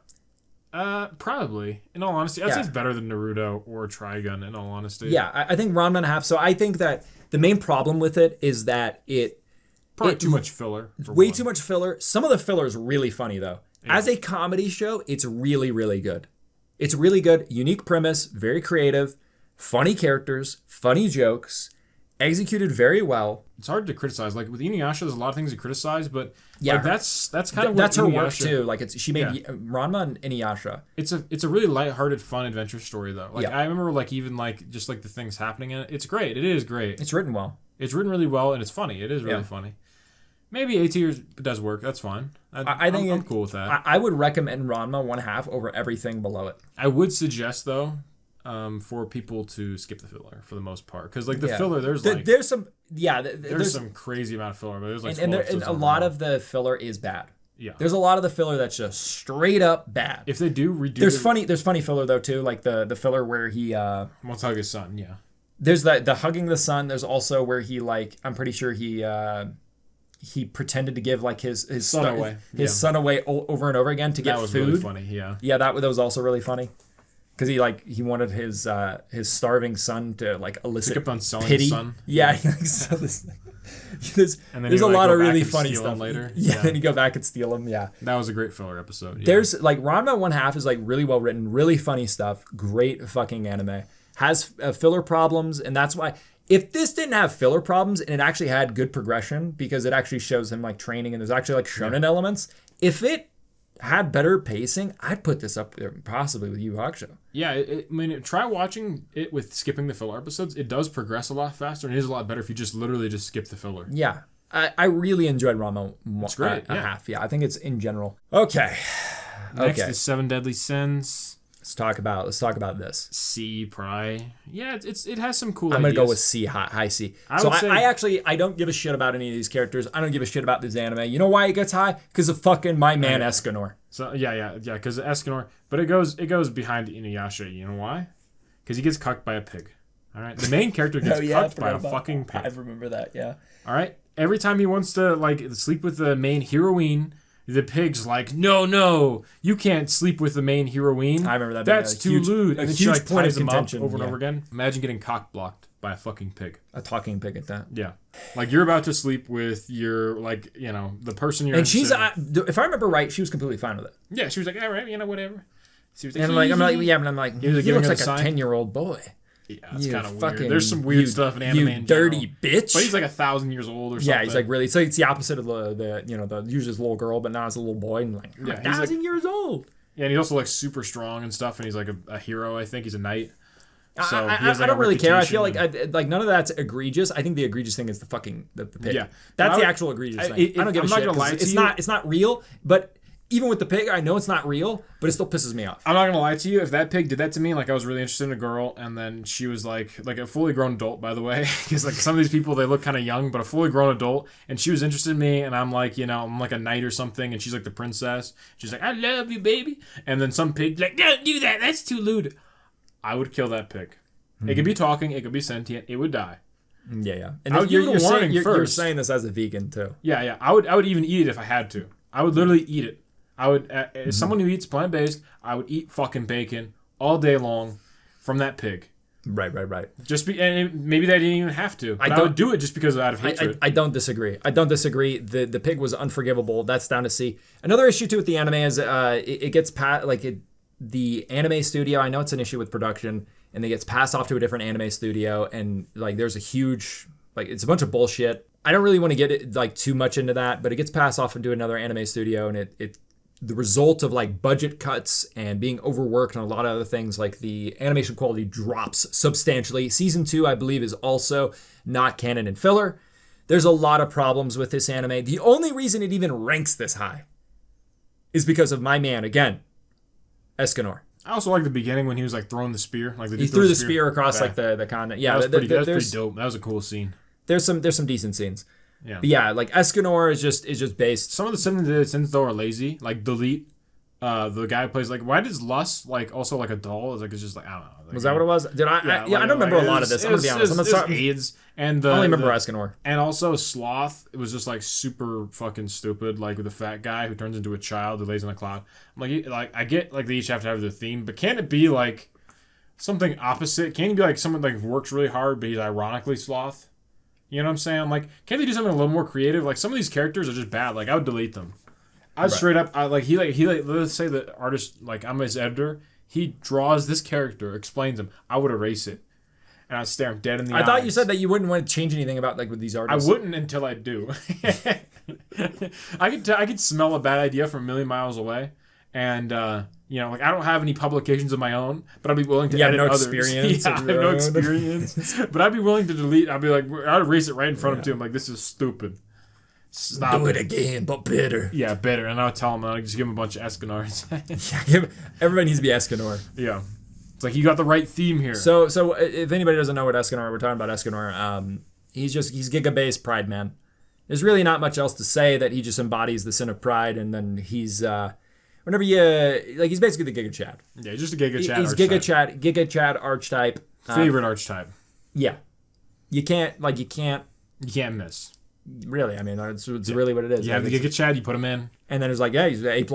Yeah, A++, B&D approved.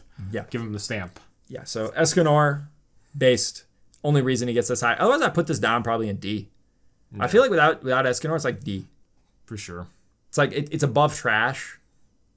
And it's watchable. Dude, it bothers me so much that the pig like cock blocks him. Like that's just like the pig cock blocks. Yeah. No, I get you. I it pissed me off. And like I don't get how you felt personally attacked. I felt personally attacked. I don't know how Melody just kept his cool. Like if that pig did that to me, dude, he could be my best friend in the world. But like I would warn it. You'd like strangle him. Dead, like, shut the fuck up. Yeah, it would start with strangling. It would start with something simple. Yeah. That's what the pig says. Yeah. So you like first you smack it around and you show it who's boss, and then it does it again, and it makes you look bad. Like, he strangled me. I'm like, you're disappearing. Yeah, I think you embarrassed me. That's what I would say. Yes. And then I start like slamming it against the floor, and then it'd be like, it's like turn it into a bloody fucking pulp. Yeah. All right. So let's move on. What is this? Attack on Titan. Let's just get out of the way. Whoa. What the fuck is this shit? Why are you putting Attack on Titan on D? Okay, so the reason I'm going to put it on D is because only the first season is good, and then they insert a bunch of non-canon stuff. And then even the canon stuff later on becomes pathetic. It becomes absolute dog shit. Listen to me. It doesn't deserve D. I watched the fucking first season like 5 times when it first came out. First season's good. First season's dope. It has one of the best anime like intros ever. It deserves better than that. But, oh man, does it fall off a fucking cliff? It deserves. You couldn't even I thought you couldn't even finish like season 2. I finished season 2 and it was shit. But but put it in front of 7 Deadly Sins because Levi as a character is dope. He ends up in a wheelchair. He ends up in Giga Cuck mode. They Giga Cuck him, but for what he was in his glory days, he was a great character. It was the same with Eren. Eren was actually he became more of an interesting character, then they Giga Cuck him again. Yeah. It's fucked up. There's a reason why it's in C tier, but the first season's dope. If you just watch the first season, never watch another season, don't watch anything after that. That shit's dope. Don't look up anything. Dope. Don't look up anything. It's trash past the first season. Don't bother though. In terms of the anime, with the manga, just don't bother. Just watch the first season. Yeah, just watch the first season, and then you're done. Yeah, the rest is dog shit. Like the fight scene too with like Levi and the Armored Titan in the beginning, like him seeing like all his slaughtered teammates, and then like him like getting serious, and then him moving like so fast. The only reason the Titans don't attack is because of Levi. Like all that stuff, he's literally the Giga Chad. He's the Giga Chad manlet. He's basically the Vegeta. Yeah, he's the Vegeta. He's the Vegeta of the show. Yeah, he's fucking he's a beast. And he's the best character in the show. But it's still like for everything that it did, for all of its faults, the conclusion, all of the character development not paying off and kind of reversing. There's a lot of issues. It deserves C. But why would you not just have like a bunch of kids, like each person? Like, why is there like sectors and all this weird politics? In reality, if like humanity was like on the last legs, look at Gears of War and stuff. Like in Gears of War, there's basically like breeding camps and stuff like that. There was like it got real dark. Dom to that, dude. Yeah, he's like, Dom, I have to breed you. I have to give you the butt, baby. Well, they need to. Like, do you imagine how dark that would get to where like we need the men to do? It's like that way the babies are more testosterone. They're out there fighting and they're pregnant? Yeah, they're like pregnant men fighting. Let's just move on. Let's just fucking move on. It'd be exactly like that movie with Arnold. You remember that movie? Yeah. No, He's like, oh, I'm pregnant. And like he actually like did that and he started like... Yeah, okay, let's just move on. I don't want to talk about this anymore. But no, let's be real. Let's be real here, guys. I'd rather move on. No, let's be real. Let's move on. What's this, Death Note? Death Note. B tier. So I really liked Death Note, but it has a lot of problems. So let's go through the problems, because I feel like we need to go just through... the end. No, hold up. Let's go through the problems. What do you think about the mind games between Light and God, what is his name? It's so silly, but it's iconic. I actually enjoyed it. Is it just L? Is L, right? There's been a bit since I've seen this. Yeah, it's really stupid, but I like it. Yeah, I liked it too. I liked it too. And it's meme to hell and back because it's so ridiculous where it's like a battle of wits, but it's so over the top. Yeah. It's done in such a silly way. Also, like him eating chips, pretending to eat chips, but he's like writing down names while like epic music is playing and shit. It's like there's a lot of stuff where it's actually silly. It's silly, but it's enjoyable. Yeah. Now, here's the real issue. The adversary after L, the adversary that he gets pitted against are like multiple people that like L are basically the successors of L. Yeah. And like kids. It was bad. There's really no other way to put it. It was a cheap version of his initial adversary, and it ends very poorly. It ends on Light losing.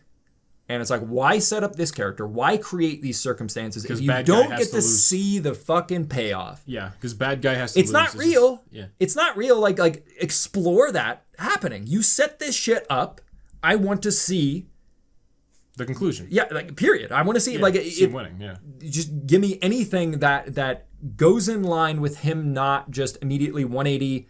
Like losing in a very stupid way too. It reminds me of Dexter, the same thing that went wrong with that. Great show about a psychopath. He's also a psychopath, but just because someone's a psychopath doesn't mean they have to lose. Like there's fucking like the crazy thing is there's people who will get away with stuff like that. Yeah. Now I'm not saying that you should like make shows which promote that or anything, but it's a fictional fucking story. Yeah, and if you're Don't be too afraid. If you're gonna write that, then explore like something that's creative and interesting. And I don't think it's creative and interesting to have the same conclusion that you would see in any fucking comic book or anything else. Like, bad guy lose. And he didn't need to get shot either. If they really wanted to get rid of him, they could have just done a second season where he has to like figure out a way to get out of jail or something more interesting. Like if you want to make him lose, or have him have some sort of supernatural thing, like they cheat with supernatural, then he has to go against supernatural odds with his book, and then like literally anything could have been better than what we got. It was dog shit. Yeah. It was bad. It was bad. All the payoff for nothing. Just a bad end. Like for no payoff rather. That being said, still worth watching, and it's still good. Like it's still good. It's cheesy. It's silly. It's interesting concepts. I'd love to see more work from that guy. But. Yeah. I liked it. It's good. I would put it up here. I'd maybe put it at the top of B, maybe even A if it had a better payoff. If it had a really good payoff, I'd put it in A. Yeah, for sure. It would be an A if it had a better payoff, better ending. Yeah. That was the It was dog shit. All that fucking build up, and then just like, oh no, he just dies, he just loses. And he does it in a really bad way. Okay, Demon Slayer. What are you feeling? I'll put it in a high B. Okay. Yeah, that's pretty fair. I feel like that's very fair. Yeah, it's great. Go ahead. You like this way more than me. So you go ahead, and then I'll just jump in. Again, it's the principles it presents. I really love the warrior's mindset, the main character overcoming odds. I thought the first season had a lot of issues, a lot of like pacing issues, some things being way too overt, like with them going over the top with them saying like how kind he is. It got obnoxious at certain times. It got fixed though through the later seasons, and it did a better job of because they really wanted to show that he was kind without being too direct about it. And the show just gets better and better and better. And the fight scenes and the animation, man, it's just like some of it's really fucking great. Even him versus was it the third season, part 2? Are you talking about like the sound Hashira? The sound Hashira versus the epic finale. That shit was great. As well as the flame Hashira versus the third, what is it, the blood moon and stuff like that. All of that fantastic stuff. So here's like the main issues that I had with like the earlier seasons. It kept going too much into the villains where it wanted you to get sympathy from them. And it just became obnoxious where you had to see the fucking story of the villain every goddamn time. It's like, I do not care. I do not give a shit. Like every person that's a quote unquote villain most likely has a tragic backstory. And, you know, I have no problem with like very important villains, or if you're going to write something interesting, creative for said villain, then obviously, you know, when you explore the character, but it's like if they're dying and that's how they would present it every time, it's like they feel bad for them even though they're dying and they're tragic. It's like, I don't care. And it just became like this weird trope where I just wanted it to end immediately every time it showed it. There's a lot of issues too with like, how does their breathing techniques work? Even in universe, I'm not talking about like, I'm just talking about suspension of disbelief. How do their breathing techniques work? What the fuck is water breathing? What the fuck is stone breathing? None of that shit makes any sense. It's basically like ki, but they present it as like breathing techniques. It's like, why? I like that explained a little bit better. Like just at a very basic level, like please explain that a little bit better. Well, that's something that probably will be explained. That's what's like kind of getting into. Well, yeah, maybe it will. Yeah, I obviously we've watched all of it up until, you know, there's this last season that hasn't come out. So yeah, there's issues with characterization. I find like some of the characters a bit obnoxious. I feel like that one character that's the electric guy. Yeah, I felt like his stick of being a coward, it was kind of amusing at first, but then it just got obnoxious. I feel like it just, there's certain things where they flanderize characters to an extreme degree. It's like, he's a coward, so let's only focus on that, make him one-dimensional, and he's only a coward. And you know, nothing else. And he's such a coward that he has to be asleep to use like the training that's been instilled in him because he was so harsh on him in terms of training. It looks like though that the character will get character progression and character growth now at the very end of the show. He's going to. I don't know what happens, but I'm assuming that his trainer died. That was like I don't know what it is. I don't want to be spoiled on that. But there's little things like that I just think the characterization is just done poorly. Basically, what I would say is if it didn't have amazing animation, I'd put it in C. Really? I'd put it like... The animation really does it for you, huh? I'd put it like right here. No. I feel like Escanor is too base to be. I feel like it'd go below this. But it'd be above Overlord. But because of the animation and the absolute, like, we're reviewing package. We're reviewing the anime, not the manga, and they do such a fucking fantastic job on that animation. And they make certain improvements in the anime too. Like at the end of the first season, they added in to where he actually like tries harder. Like he like digs deep and thinks about his father and stuff like that, and he actually has like a lot of reflection. Yeah, I know that's like a trope in the anime. It's like, oh, now that I must think about my friends and my father. It's like, dude, sometimes it's cool, all right? Stop hating on that shit. I know that people always like they parody that and make fun of it, but it works, all right? Yeah, it's a trope that works. Okay, there's nothing else to say about Fullmetal Alchemist, the original, like C D. C, yeah. I mean, I would put it maybe. Yeah, it just gets really dark though. It's not even about it getting dark. And it's like it's already dark. Yeah, they go into like a different dimension. So the original Fullmetal Alchemist changed the ending in the manga. We'll get to Brotherhood, it's right here. But they changed the ending, and I remember him ending up in a different dimension. And he's in like the past or something. Because I remember like there being blimps and shit. He's on a train. And yeah. He's studying tech, isn't he? Like normal it's technology. Something like that. And he's trying to get back to his brother. Yeah. But it ends in a very unsatisfactory way where they like his brother, because like that's the entire thing is like the bond between both of them. I remember it got pretty wonky at the end too. Like there was some like I don't man. It's been a long time, but I just remember like my overall impression, because I remember quite a bit of it. My overall impression is it's much worse than Brotherhood. Yeah, but it was still pretty good. Like the beginning half, like the first half of the anime, I remember being good, but then like the later sections getting really weird and like. Well, that's because it follows the manga, and then it just kind of does its own thing. Yeah, exactly.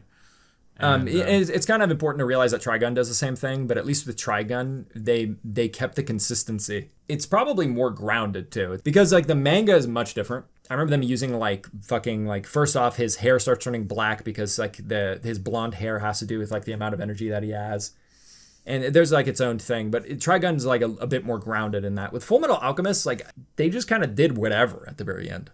I don't remember it being that good. Yeah, I don't remember it being that good either. Brotherhood's is pretty good. You can probably put it behind Death Note, I would say.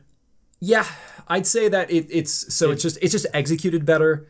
The story's better. It has a better ending, but it has like serious problems. It has serious fucking problems. It's mostly during the end segment. There's like a weird thing where Greed dies and his little brother dies at the same time. And then like when his little brother like sacrifices himself, it's almost like immediately forgotten, and then Greed sacrifices himself. Wasn't it Greed that sacrificed himself? But no. So there's a lot of this. Yeah, it's almost like a bunch of sacrifices happen at the end because they fight the copy of their father. Yeah. And so first their father dies, if I remember right. Their father sacrifices himself, and it shows that he wasn't around them because of the shit that he was trying to undo, like that happening, that entity. Yeah. And it's like soul capturing too. I'm trying to remember like what it was specifically. It's been again quite a while. But overall, I remember it being pretty good. Enjoyable. So yeah, but with the ending, it's just basically there was an entire row of sacrifices, and that itself, in and of itself, wasn't that good. But the problem is they went from like some of the most impactful stuff to the least impactful stuff, and the characters that don't matter as much had more screen time during their sacrifice, and they should matter less to Edward. Yeah. And I'm pretty sure his brother is one of the people that gets he sacrificed. He sacrifices himself, like his brother does, and that should matter the most to him because like that's the person that he loves the most. That's the person that he travels with, etc. That should matter the most. That should be the most impactful. And I remember that. If that is the case, I remember it also just being an issue with their father too. I feel like their father should have had way more of an impact because like he's very integral to the story. Yeah. But and then it's like, oh, it was Greed, wasn't it? I'm pretty sure it was Greed. Yeah, it's like, oh, it was Greed. It's like, I didn't give a fuck about Greed. Even if you do give a fuck about Greed, it's like he is not as integral in terms of character priority or like the story relevance in general, or even the character relationship relevance. He should like it made no sense in terms of how that was executed. I remember that being a huge fucking issue. It was bad. I'd put it way higher. I'd probably put it like below.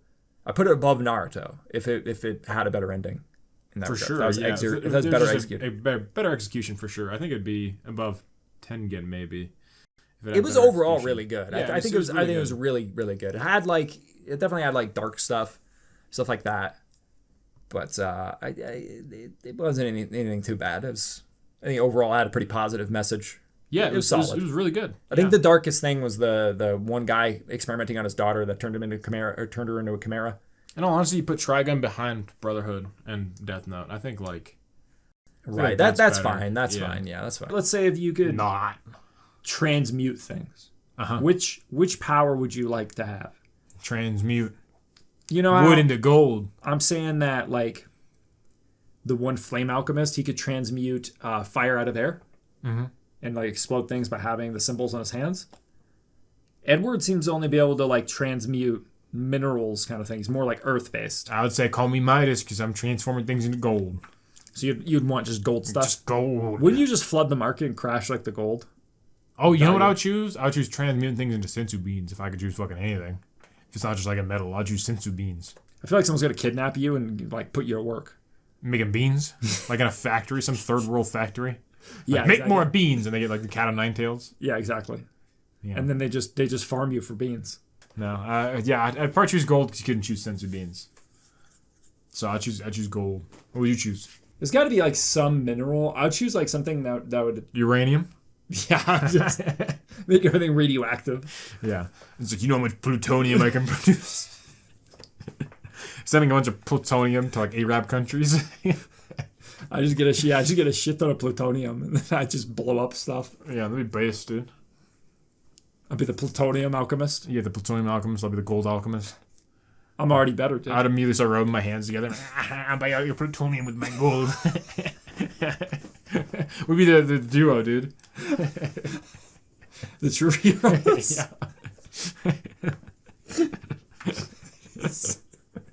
We'll have to fight Edward and Alphonse. Yeah. Based. Dude, they would never win. We'd have like nukes because of the plutonium. And then we'd be able to buy anybody's services because of the gold. Yeah, exactly. We'd have the fucking entire world. We'd just destabilize country. Be like, take this, brothers. What would we be? Because I'm gold and you're plutonium. What would we be together? Because like they're the Elric brothers. What would we be? Be the gold plutonium brothers. But even if you were to even if you were to transmute steel, you could just literally work at a steel mill and be like, it's like, oh, what can you do? It's like, I can make fucking steel. You literally put other businesses out of work because like, how's he making so much steel? How is he doing this? Okay, I got it, dude. I'll be the steel guy. You be the jet fuel guy. Okay. Base. Yeah. If you can transmute anything, you're rich. But then again, they can't. So you made steel, you have to transmute it out of something. So you're like turning forests into barren steel farms, or something, or like trees will grow back. Yeah, trees grow back and shit. That's what you say. Like in a wasteland. Yeah. Like making giant blocks of plutonium. Based. I got like a fucking mansion made out of gold. Got a mansion made out of plutonium and I'm dead. Yeah. Okay. So we're going to get into the real piss off people. It's in one watchable. Yeah. So we tried to watch this twice. At least I tried to watch it twice. Got it like 3 minutes in. I did not get 3 minutes in. I got like 10 minutes in. Uh-huh. It's I don't know, man. Like I don't know what it is. I'm all for the fan service, by the way. I'm 100% for the fan service. I think it gives a plus to this. But I think that the story, like everything about it is just, it's not for me. Yeah. Just not for me. I am not the target audience. I am not the target audience. I don't know who the target audience is. It's not me though. But I'm 100% on board with the fan service. The fan service is not the issue. I'm okay with talking clothes and fucking booba and stuff. That's 100% okay with me. But I would even argue, I'd even go a step further. I'd say it elevates it because of the booba. But it's still an unwatchable. I can't watch it. I don't know what it is. It's just it's very unenjoyable. Yeah. It's like it's weirdly autistic. It's spastic with its animation. It's I don't know. I don't even know how to describe it. It's almost like really like ADHD became an anime. Yeah. It's just not enjoyable. I think it's slop. I think it's pure sloppa. And if you like the sloppa, that's okay. But it's not for me. Yeah, it's definitely not because of the fan service. I like the fan service. But it's still not enough to even watch any of it. All right, Pokemon, dude. It's been quite a while since we've seen this. I watched a lot of it. Watched the movie in the theater with Mewtwo. Okay. We watched... I think you even kept watching like some of the movies after as well. We collected the Pokemon cards, played the Pokemon games. We're part of the Pokemon craze. S+. Yeah. I think it's like C. I would put it in front of Seven Deadly Sins. Put it above Overlord. I don't know, man. Attack on Titan. I feel like above Escanor, even though... Above Escanor, yeah. You think Pokemon's... Pika-pee. Pika-pee-pee. That's what he says. And then Pika-pee-pee-pee. Yeah, pee-pee-pee. I like Pokemon. There's really not much to say. It's almost like just a light-hearted adventure. Yeah, the intro alone, dude, is fucking like that shit still inspires me. Yeah, I want to be like no very best. Yeah, like that is the most iconic fucking intro ever, and it's not even close. It's not even a contest. Yeah, I don't disagree with it. I feel like this is solid. Solid. What happens, right, if a guy breeds Pokemon, but he breeds himself with them Pokemon? He breeds and himself. They're half human. Yeah, he breeds. No. How does that Not work? like that. He breeds the Pokemon, right? Uh-huh. But he gets them pregnant, okay? Uh-huh. What happens? What kind of human rights does that half Pokemon, half human have? And why are there not Does it work with the Pokeball? Oh, yeah, you tell me they can get like abortions in the Pokeball clinic or something? Or no, I'm just saying just throw the Pokeball at it. And then be like, there's an abortion. Boys. Oh, he gets rid of the ones that... No, he just has like a kid, dude. And then he just throws a Pokeball at it. He's like, I got you. I got you? Yeah, he puts at the half human. Yeah, the half breed. And then they never know. They're like, that Ivysaur has your eyes. Like, it has blue eyes and it's speaks thank English. You. Yeah.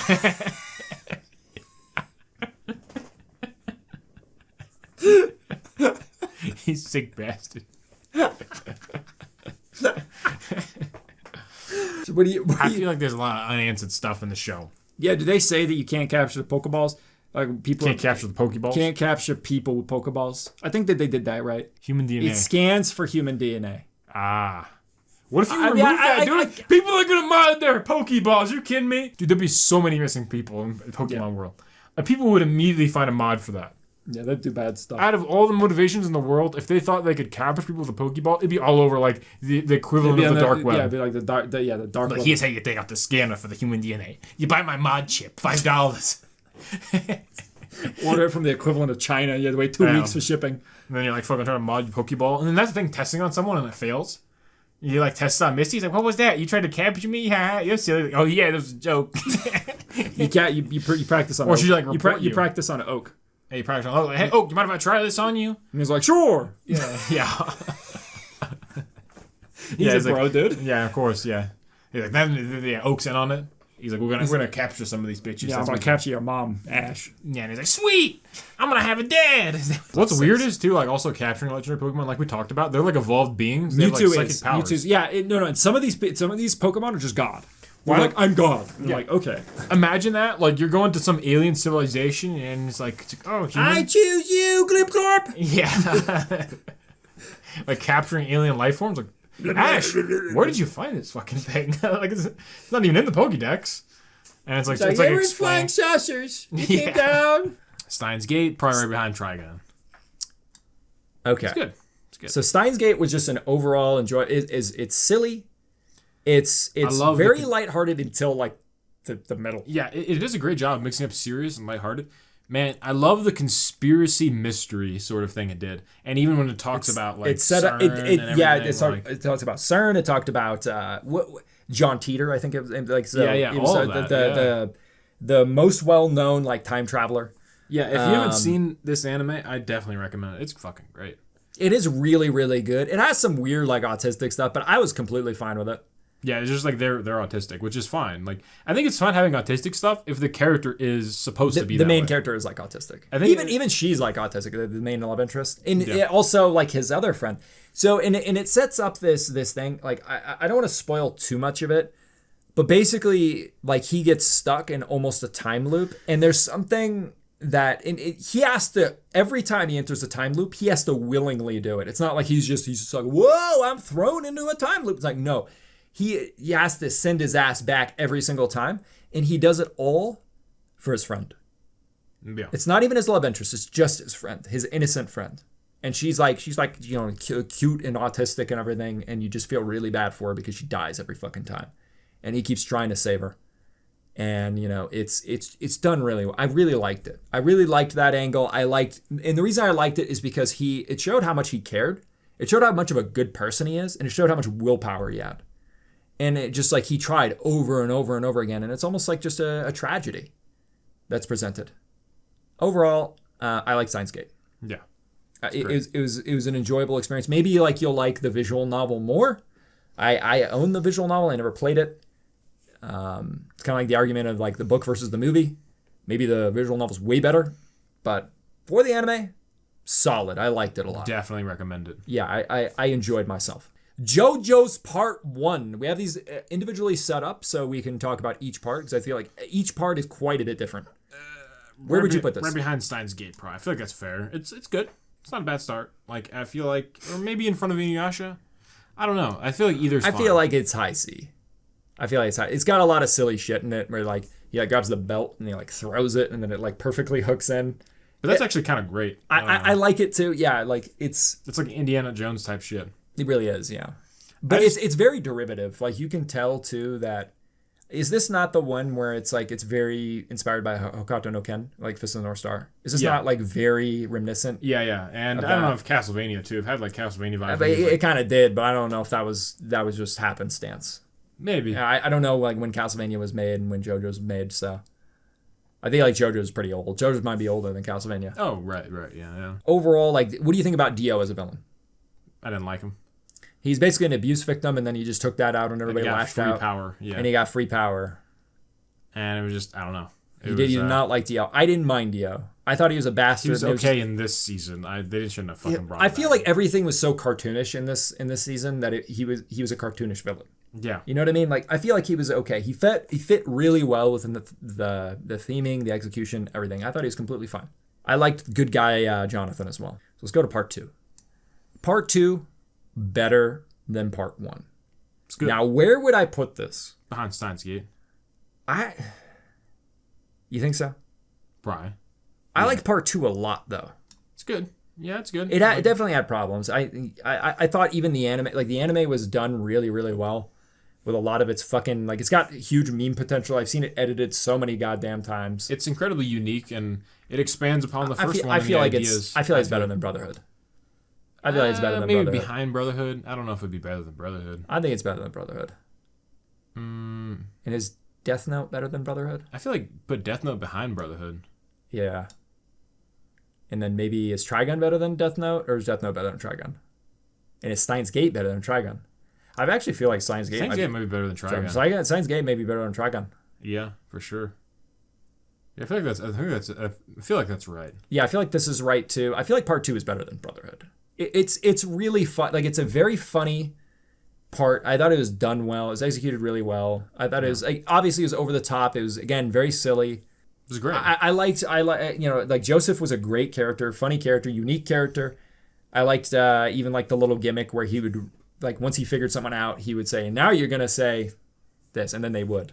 Yeah, it's incredibly unique, and it had very, good shonen vibes. Like, him progressing and everything, him going to train. I thought all that was, it was I don't know, like, it was really good. I thought Joseph was really likable and funny. I don't have any really big criticisms of it. Yeah, I think that what's interesting about Joseph as a character is that he mostly outsmarted. Like, obviously it was like bullshit stuff where he's like, I outplayed you and outsmarted you because of this, and it's just like, it's almost. And I also like too that they did the misdirect of having the bad guy win, but then Joseph still wins even though he won. I thought that was fun. Was it Cars at the end? Yeah, he gets everything he wants. He gets the immortality. Yeah, but then he holds up the I forgot what it was. It was like a stone or something, but it blasts him off into space. Yeah. And it's been quite a while since we watched these things like when they came out. So it's not like we rewatched this for the tier list. Like, we've seen these things, but it's been a bit. Yeah. Cars goes into space and then he stops thinking. I remember that like being a thing where he's just like, he's stuck out there so long he just stops thinking. So yes, he wins, but then he loses. He loses in the worst way. Death would have been preferable to what he got. Yeah, for sure. So he got it in the worst way, and then Joseph at the end got lucky. He really didn't outsmart him. He just got lucky. But yeah, I do agree with you. The fake out was really good. I thought that this was I just thought it was really good. Very enjoyable. Very meme worthy as well. For sure. I liked it. Same here. Definitely recommended. Okay, so I thought this was, so for me, I'll go with my opinion, and then we'll go with your opinion. And then we'll talk about this. I thought this was either here or here. I thought it was like somewhere in here. I would put it in the trash tier, along with Sword Art Online. I'll put it in D for you. I think it belongs in the trash tier. Go ahead and explain yourself why you don't like, because people really like part 3. That shit got old real fast, like with the villain every fucking episode. But it wasn't just that. Or some of the criticisms I was saying before. I'm trying to remember everything. So, Jotaro ended up, he just... Yeah, as a character, he's super unlikable. He's just like a punk, and then he's supposed to be like... Even like him just like having these amazing genetics and just being a Gary Stu was incredibly fucking unlikable. Like, I hated his Gary Stu personality, and then him just being a punk, and that's supposed to be like a humor thing where he like bullies his mom and stuff, and that's like supposed to be like pretty funny. And I found none of it funny. So, and I didn't like the main bad guy being Dio. It was a rehash from the first season. He's like, oh yeah, remember... He takes Jonathan's body. Yeah. And it's like, why was that necessary? Like, I don't know, Dio was just like a wasted villain too. I didn't like the main hero, and I didn't like the villain. Both of them were incredibly fucking unlikable, and I didn't like watching either of them like go through their quests. So when it comes to Jotaro, the main issue that I personally had with him is that he just is Gary Stu shit, where he'd do something to solve the issue, and it was always something really dumb. For example, like Starfinger, I think it's called. He just stretches his fucking fingers, never comes back again, never becomes relevant. But because he's in a position where he's losing, he just makes some shit up, and then the problem goes away. Yeah. No matter what issue arose, he'd have something to solve it. Yeah, I was tired of his. I got very tired of his Gary Stu shenanigans pretty fucking quick. The thing is, like, he's actually a way better character in part 4. I thought he was a likable character in part 4. Yeah, in part 4 he's fine. In part 3 he's fucking insufferable. So I think that Naruto Shippuden is better than part 3. Oh yeah, for sure. I'd rather watch Naruto Shippuden than part. I'd rather watch part 3 because it's shorter, like for time. Oh yeah. I agree with a lot of your criticisms, but I actually like the Dio fight. I like the silly shit. There's stuff in there that is actually good. I liked some of the creative elements of the stands. Joseph is really endearing in there as well. He's funny. Old man Joseph. So the main thing I would say I liked about it was, even though I didn't like Dio and stuff like that, I did like the fact that he was going on a quest almost to reclaim his family's honor in a way, because his grandfather's body was sullied. And it was just like a great-great-grandfather. And I don't think Jotaro gave a shit about that, though. No, he didn't, but Joseph did. Which is also unfortunate that he didn't give a shit, because that is something that is honorable to like almost reclaim your family's honor, even though he's like a great ancestor. Undo the wrongs that's been done to them. Yeah. And he was like actually worthy of, It's just a lack of respect. Like this with the character too. It's just a complete fucking lack of respect for everything. But them going on that quest, I thought in a way was like noble, and in a way, like even like the when the Walk Like the Egyptian theme plays and they're like going on their quest. It was something that I really liked about that. Like, there's certain like shots and thematic elements I really liked. I thought Paul Nareff was funny. But overall, like, the Gary Stu shenanigans were so bad and so insufferable. And I hated Jotaro. I hated Dio.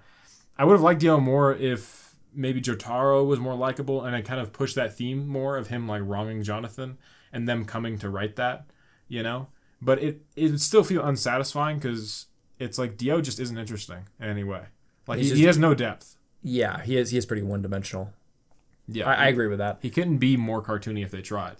No, I agree with that. I think that all the Joseph stuff though in here is like really good. That's like one of the reasons why I would say it doesn't deserve trash tier, because like there's actually good things in here. Yeah, there is for sure, but there is like I said. I mean, do you really think that Overlord is better than Part 3?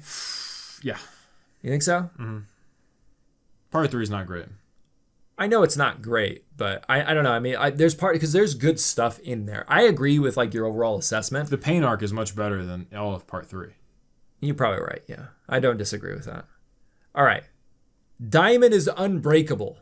This is my favorite. I put this at a high. I put this probably above Demon Slayer. I really like. I put it probably just in front of Naruto. Really? You put it here? Or in front of Tengen Toppa. I don't think it's better than Demon Slayer, but I think it's better than Demon Slayer. I thought that this is the peak JoJo. All the characters were likable. There's some things that are just dumb, like with the bad guy, like no one hearing the explosions or him just somehow escaping. There's some aids in here. There's there's problems. But here's the thing, dude. There's problems in Demon Slayer. Like you can't tell me that. There's problems, but it's way more inspirational and stuff. Demon Slayer's just better. Put it behind like fucking at least Tengen. Yeah, put it behind Tengen or Naruto. It's better than fucking Naruto. All right, I'll put it here. All right. It's better than Naruto. It's not better than Tengen. You're right. It's not better than Tengen. No. Stop it. God damn it, get out of the way. What are you doing? No, you had it right. Put Demon Slayer in front of Tengen. I don't know, dude. Just because of like the whole betrayal and stuff, and like. But it's like Tengen has such good stuff in it. It has some such good stuff. It's got such good things. So it's like one fucking scene. Are you kidding me? It's like it's not that. It's not just that. It's there's a bunch of things. There's a bunch of little things that add up. I know there's a bunch of little things that add up, but it's just like the good scenes are so good. Yeah, put it behind Demon Slayer though.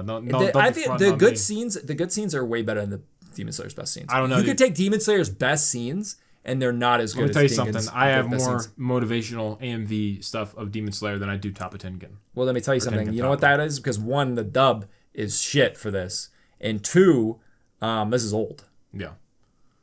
But I'm just saying, right? So I say Demon Slayer goes in front of Tengen, dude. Like, come on now. I don't know. Come on, don't be fronting on me. Don't be wilding. Don't be fucking. I mean, like, I really feel like Tengen Toppa has got such good scenes. It does, yeah, but it has a lot of scenes that drag it down too. Right. Diamond is Unbreakable. So we'll go back to this. Like, this is it fixes Jotaro as a character. Makes him no longer a Gary Stu. But I feel like it kind of went the opposite way, where he was nerfed so heavily that it's a bit odd. He kind of just gets his ass beat. He gets his ass beat by a rat. Yeah. Overall, it was. But either way, like I think the comedy is good. I think that the main character is great. I think Josuke is a great character. I thought I brought this up before. I thought the reason that why he has his hair like that, I thought it was a great story. I like the aspect of him healing things or repairing things. I thought that was a really interesting and creative ability. I think that was done in an interesting way. I had a great vibe. It had a lot of great things about it. I really like this. I think this is peak JoJo. For sure. I think that Part 4 is peak JoJo. Yeah. Like, there's very little bad I could say about it outside of the main villain, like, getting away. And it felt really contrived how he just escaped. It was very silly.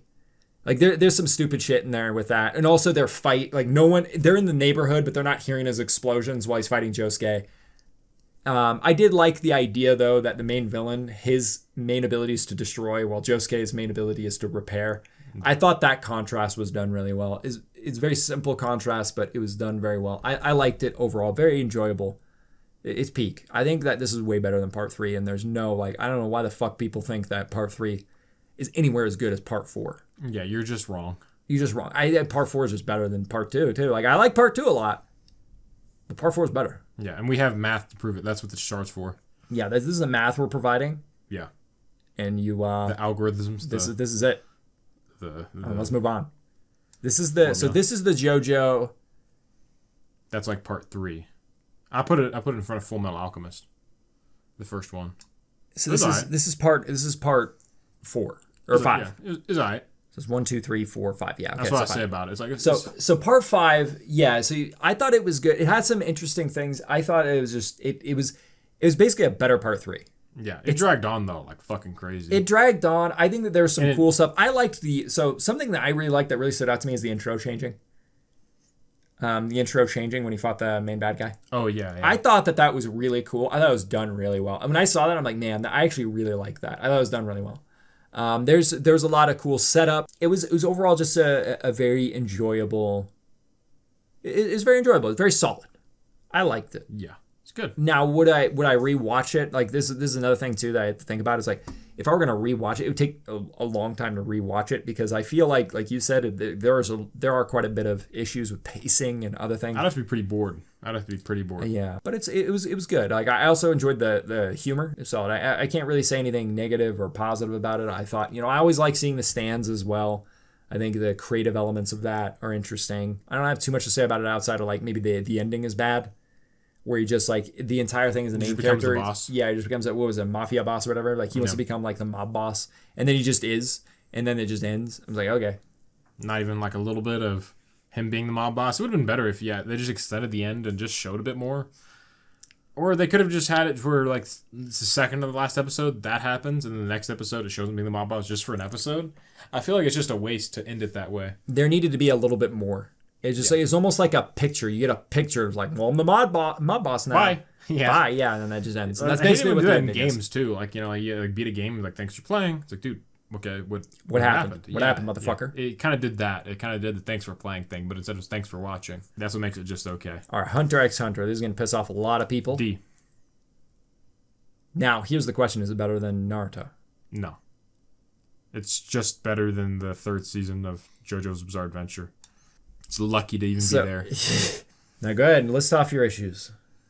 First of all of it. Piece of shit. No. So first of all, the pacing and the world building. They spend so much time with like the pacing being super fucking slow. All right, but it was mostly like certain segments really got me, and I think it was the 20 episodes of the Spider Gang. I think it was just like them, like nothing happening in the main plot. There not being any goal. It's so aimless. There's no end goal. There's goals that happen. Like Gon's end goal is to go find his father, and his father presenting him with challenges and stuff like that. Remember? Yeah. So that's kind of like the overall goal. And then his father's goal to go into the other world. It's like, man, none of this is really going anywhere. Even the adventure that they're having isn't that fun. I wasn't like, this is a fun adventure movie. You're just like, it's not compelling. Yeah, there needs to be some quest, man. Like, I what about the characters? I could watch Slice of Life. The characters are okay. They're like this one dude, the blonde hair dude, generic as fuck. He's like Kurapika. Yeah, he's generic. Killua was the most likable one. You like Killua? I like Killua too. Yeah. You think Gon's a rip-off Goku? And he really is. He's a rip-off. I like Killua as well. Oh, and the guy who can punch through things? Guy, yeah. Oh, no, the old guy who nukes himself. No, him. The one in the back. Okay, yeah. The guy who like has teleporting powers. Or whatever. Yeah. Like he's but he just disappears for like 90% of the show. He shows up at the beginning and then he's gone. Leorio, I think his name is. Yeah, and also Kurapika's gone for most of it too. Kurapika's gone. Yeah, this is the Spider Gang stuff where it shows that like the Spider Gang did the Spider Gang not kill all of his clan or whatever because they have red eyes. And then they had like a weird thing to where like if you like sacrifice your life or like under certain constraints, you can get extra power. If you perform certain constraints, so that was a big thing with like the world building. It was like there's like so many weird world building things. It's I'm very like, man, arbitrary. this shit's just like arbitrary and stupid. like there's just like a lot of stupid shit that happens in there. I don't even get into it because it's 300 episodes of garbage. We watched all of it. You could throw it all away. We watched all of it. We watched all of it and I regret it. I like watched it and I'm like, man, this is fucking stupid. even when I was younger and we watched this, I was like, man, this is like, I don't know if I can watch any more of this. But I'm so bored I can't like think of anything better to do. Right. And I agree with you. Pretty much, like, there's not, I don't really have much to say. I feel like it really is, it covers, like, other side characters and stuff, and I don't give a fuck about the side characters. The manga looks like it just does it more. Yeah. And then it covers, like, the world building, and the world building is paced so slowly that and it's all built in no direction. There's no direction to anything. You know what's crazy? He made fucking Yu Hakusho. Yeah.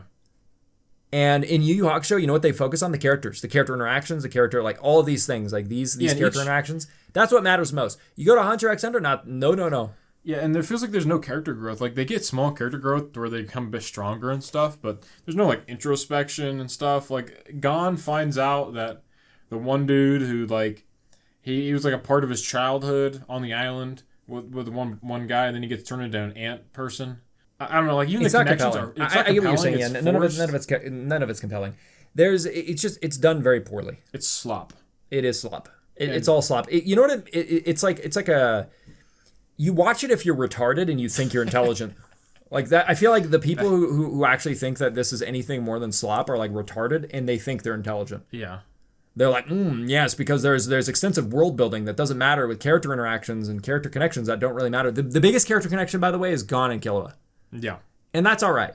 It's not bad. I'm not like, this isn't bad, but that's it. That's all of it. And then they focus on it. The character's terrible pacing. There's a lot of issues with Hunter x Hunter, like a lot of issues. I agree. I think that it's around here. Yeah, I would actually put it here. I think part 3 is better than Hunter x Hunter. No, part 3 is pretty bad. I don't agree with you. I think that part 3 is better than Hunter x Hunter. I've conceded with this. Okay, I have to concede with this now. You have to concede with this. All right, that's fine. I think part 3 is better. I would not recommend Hunter x Hunter to anybody. No. You recommend Hunter x Hunter if you hate the person, then you do it. Yeah, or if they're really retarded, they're like full grug mode, 80 IQ or lower, and then they think they're incredibly intelligent, like the complete products of the Dunning-Kruger effect. You show them this, and then they will think that they're incredibly intelligent. Yeah. Every time that I've ever seen anybody who likes this, they're like incredibly snide. Maybe they just watched the first 50 episodes or something, because like the first few episodes, you can almost believe that it's going to go somewhere. You know what it reminds me? It reminds me of that gag in Family Guy where he's talking about someone else in like it's like the book club. He's like, yeah, shallow and pedantic. But it's almost like a surface level criticism, but he doesn't know what the fuck he's talking about. He's just repeating the words. That's basically what I feel like. Those are the people that like Hunter x Hunter. I mean, right? it kind of quote unquote picked up when the Cell knockoff, because he's literally a Cell fucking knockoff with his little dickhead helmet. But he shows up and he's like, I'm just an ant. And they set up the other world too. Where it's like, I'm just an ant in this gigantic world that's way bigger than the world you know of. And it's like, where are you going with this building, this world building? Yeah, 1,000 episodes later, we're gonna get to like what? Like a fucking a cat, in that world. Like this is retarded. Like this is stupid. This is fucking like, what are you thinking, artist? What are you fucking thinking? It's dog shit. Go back to making Yu Hakusho. Yeah, go back to Yu Hakusho. This is garbage. Poo fucking doo. Is this what happens when no one fucking is like overseeing you? You just like do autistic shit. Yeah, no one criticizes you. Yeah, I don't see this shit getting criticized either. That's the thing that really gets me. Yeah, it's just autistic schlop. Like, I swear to God, like, that's what makes you watch it. Like, all these people, they're lying themselves. They're like, dude, I'm on episode. That's what I'm saying. They're fucking retarded. They literally pretend that they're more intelligent. They're like breaking down. It's like, isn't this... If you look at the manga panels, if you look at the fucking manga panels, there is literally, and it's like a meme, where it's just literally all text. He did not fucking draw anything. He just wrote all text, literally text dumps. And that's literally like the manga panels that he made. Yeah. And I think that's a great way to show that it is pure slop, because this is one of the biggest problems that you never do in any form of medium, outside of the book, I guess. But a visual medium is you show, you don't tell. And instead of showing, you just text dump. It's just terrible writing, terrible everything. Yeah. I agree with it. I like Killua. I like Gon. I think the main reason, like I said, you watch Unreal. it again is you wait for it to get good and you wait for that DBZ moment, but the DBZ never comes, my friend. Never fall into that trap with this show. Yeah, because it will suck you in like it's going. Hold up. I like the old man nuking himself. I actually thought it was a good scene. That was a good scene too. Him dirty bombing himself after he loses. That's really fucking good. That was like the best thing that I can think of, at least in that arc. Yeah, it was a good idea. I thought it was like, I was like, wow, this is actually. And then him charging up and stuff and all that was pretty cool. And him to fight him and like them trying to like resolve it and the slow escalation of like the Chimerians figuring them out. It had like a sort of like a horror suspense theme, but it's like overall it was unsatisfying. It's unsatisfying, poorly paced. Yeah. All right, let's move on. What a mess. Fully coolly. I'm gonna put it here. Yeah, it was just overall really great. I would recommend people to watch it. It's very strange. I thought it overall very entertaining, unique. I mean, there's really nothing I could think that's bad about it. I think it had a good sense of humor with everything, even like the special agent, like with the giant eyebrows, like they're fake, stuff like that. Like it's very silly. It's enjoyable. I thought the interpretation of it does a good job of like portraying female manipulation too. Like because like also like the vulnerability too of someone who's like trying to experience their first love as well. You know, the main character, when you're a young man. Yeah, like it does a really good job of portraying that. Yeah, and there's just a lot of things that it does really really well, and I don't know, like it was one of those animes that I really enjoyed just all the way through. And it has like a great mystery element. It's fantastic overall. Yeah. I give it high praise. I'm not even sure where to put it. I just know it's high. I don't know, man. Like I feel like it deserves to be higher. Yeah. I actually really like it. I thought it was really, really good. It's probably better than Brotherhood. Yeah. It's shorter, and I know you made that argument with like, oh, it's not fair, but it's still just better. It is. It's better. Now, is it better than Naruto and is it better than like JoJo's? I don't know. It's one of those things. I'd rather watch that than Naruto again. Yeah, so would I. Now, is it better than Part 4? I don't know. I really like Part 4. I feel like this is solid. I feel like this is pretty solid. I'm not sure. Yeah. It's really good. I'd be willing to listen to arguments about why it's higher. Yeah. But so this is about like I would literally be willing to put it up here. Yeah. Same here. Like I actually think it's just done really well. There's really nothing. There's nothing bad I could say about it. Like when I watch it, when I think about it, there's nothing bad I could say about it. Yeah. Like could it be executed better? Could it be written better? All these things. Sure, anything could be. But at the end of the day, it has no serious flaws. Yeah, it has zero serious flaws. That's what was amazing too. When I rewatched it, I'm like, I don't have any fucking criticisms of this. Yeah. Like normally with any show you watch, there's something you could say about it. I'm gonna do it. I'm gonna put it up there. I'm gonna put risky. it up there. I think it deserves this. But yeah, it reminds me of when I watched Blade Runner 2049, like for movies, and I like, dude, like I don't see any criticism. Like people make stupid ass criticism, like, oh, dude, just fucking, oh, it's slow and stuff. It's like, man, you're just fucking autistic. Yeah, you're just fucking, you're brain dead. Oh, you're brain dead. Your brain don't work. It's doing a shot and it's going, wah. It's like, why is it doing that? It's like, man. Fucking watch the keys jingle, dude. All right. Yeah. Watch the keys jingle. They don't appreciate things that aren't slop. Like they have no idea what suspense is. Yeah, it's like people too much off of slop. Like they don't know anything else. They don't know better. It's like if they try watching No Country for Old Men. It's like, dude, I don't hear any music or anything. Like, oh, dude, there's not even like an explosion happening. There's not even like a chase scene. Yeah. Great. Like there's a lot of great scenes in. But it's like. That's like those aren't real criticisms. When I'm saying like criticisms, it's like things that are actually wrong with it. If you have a problem with pacing and stuff, don't get me wrong. We make those criticisms of pacing with Hunter x Hunter and stuff. We make those criticisms ourselves, but it's actually right. Okay, and you're wrong. Yeah, there you go.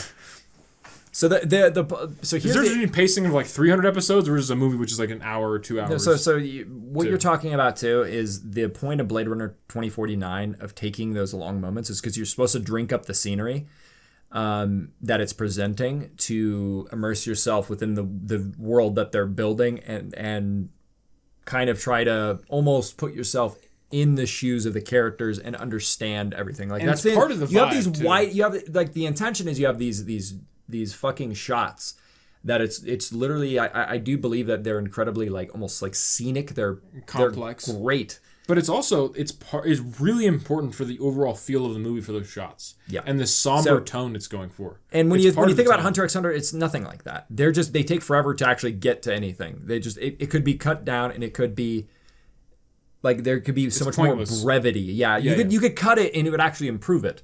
But if you cut anything out of 2049, for example, it would ruin the mood. It would feel janky. Like it needs time. It needs time to breathe. You can see what the artist is going for in their interpretation of artwork. With Hunter x Hunter, it's useless. It's like you cut out a lot of it, and like nothing would. It's almost like you're just watching filler. It's just like super fucking slow. I 100% agree with that. Yeah, like if you can cut out sections and it means nothing to the overall plot, or it improves it, then it has bad pace. Yeah, exactly. Okay. Fucking Mob Psycho. A tier. Yeah, I'd agree with that. Immediate A tier. Is it better than Fooly Cooly?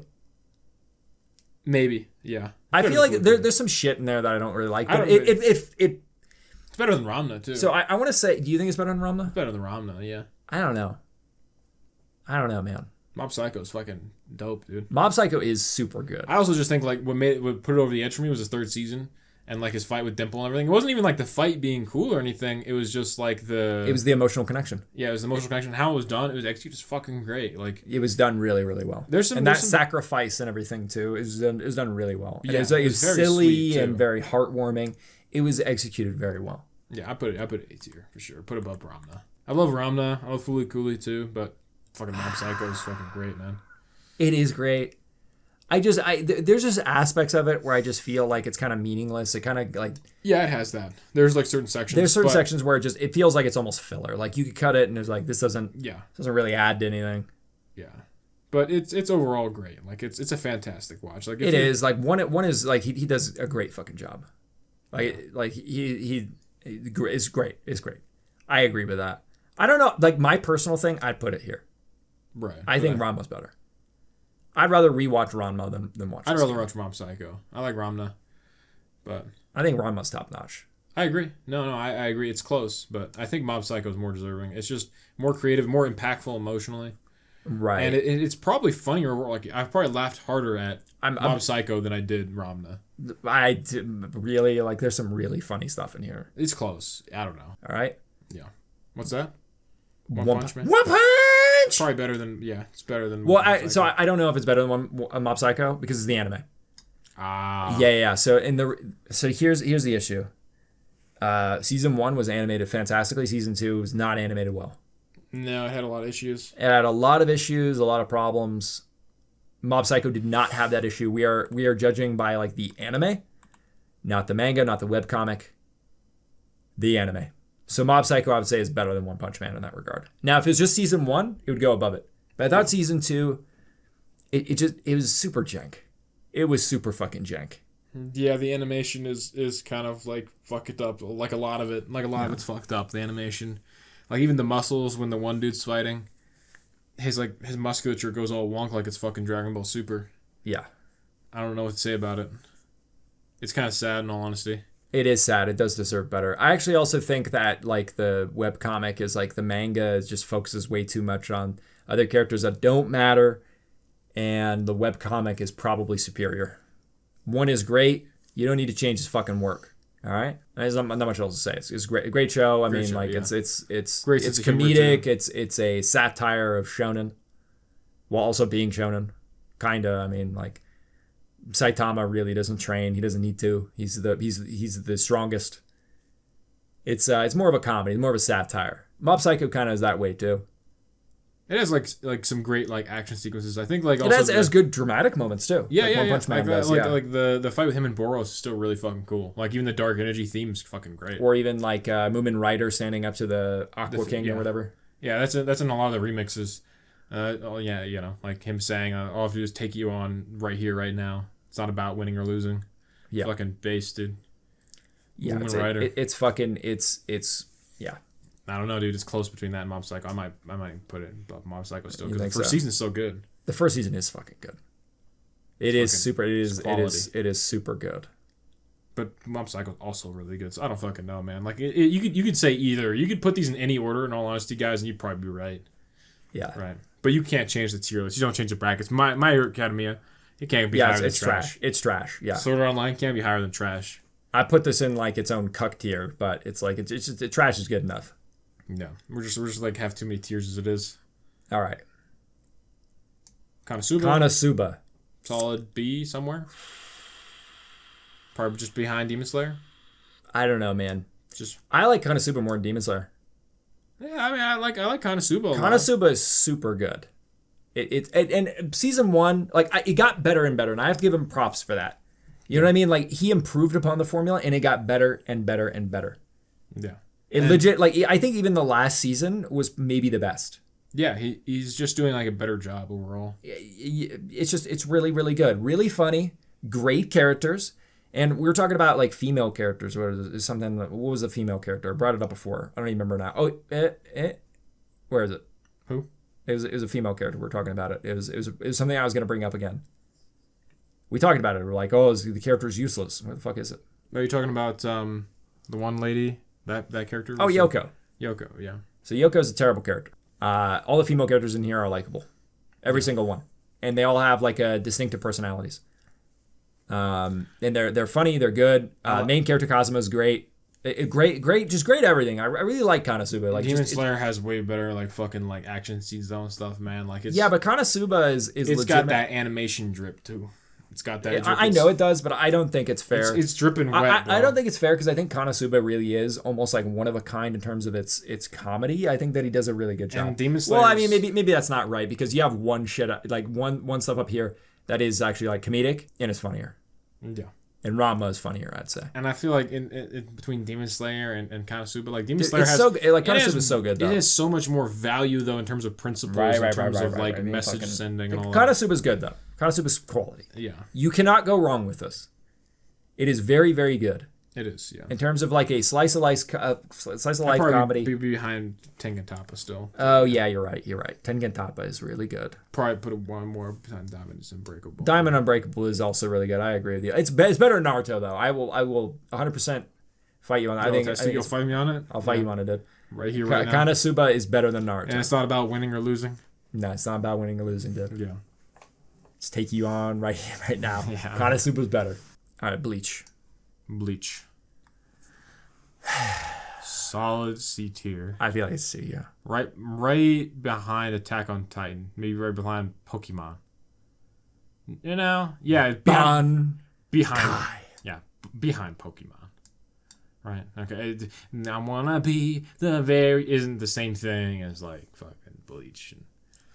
There's not much I want to say about Bleach. Like legitimate. Like there's really it's not Bleach, man. It's but seriously, like I just feel like it's very.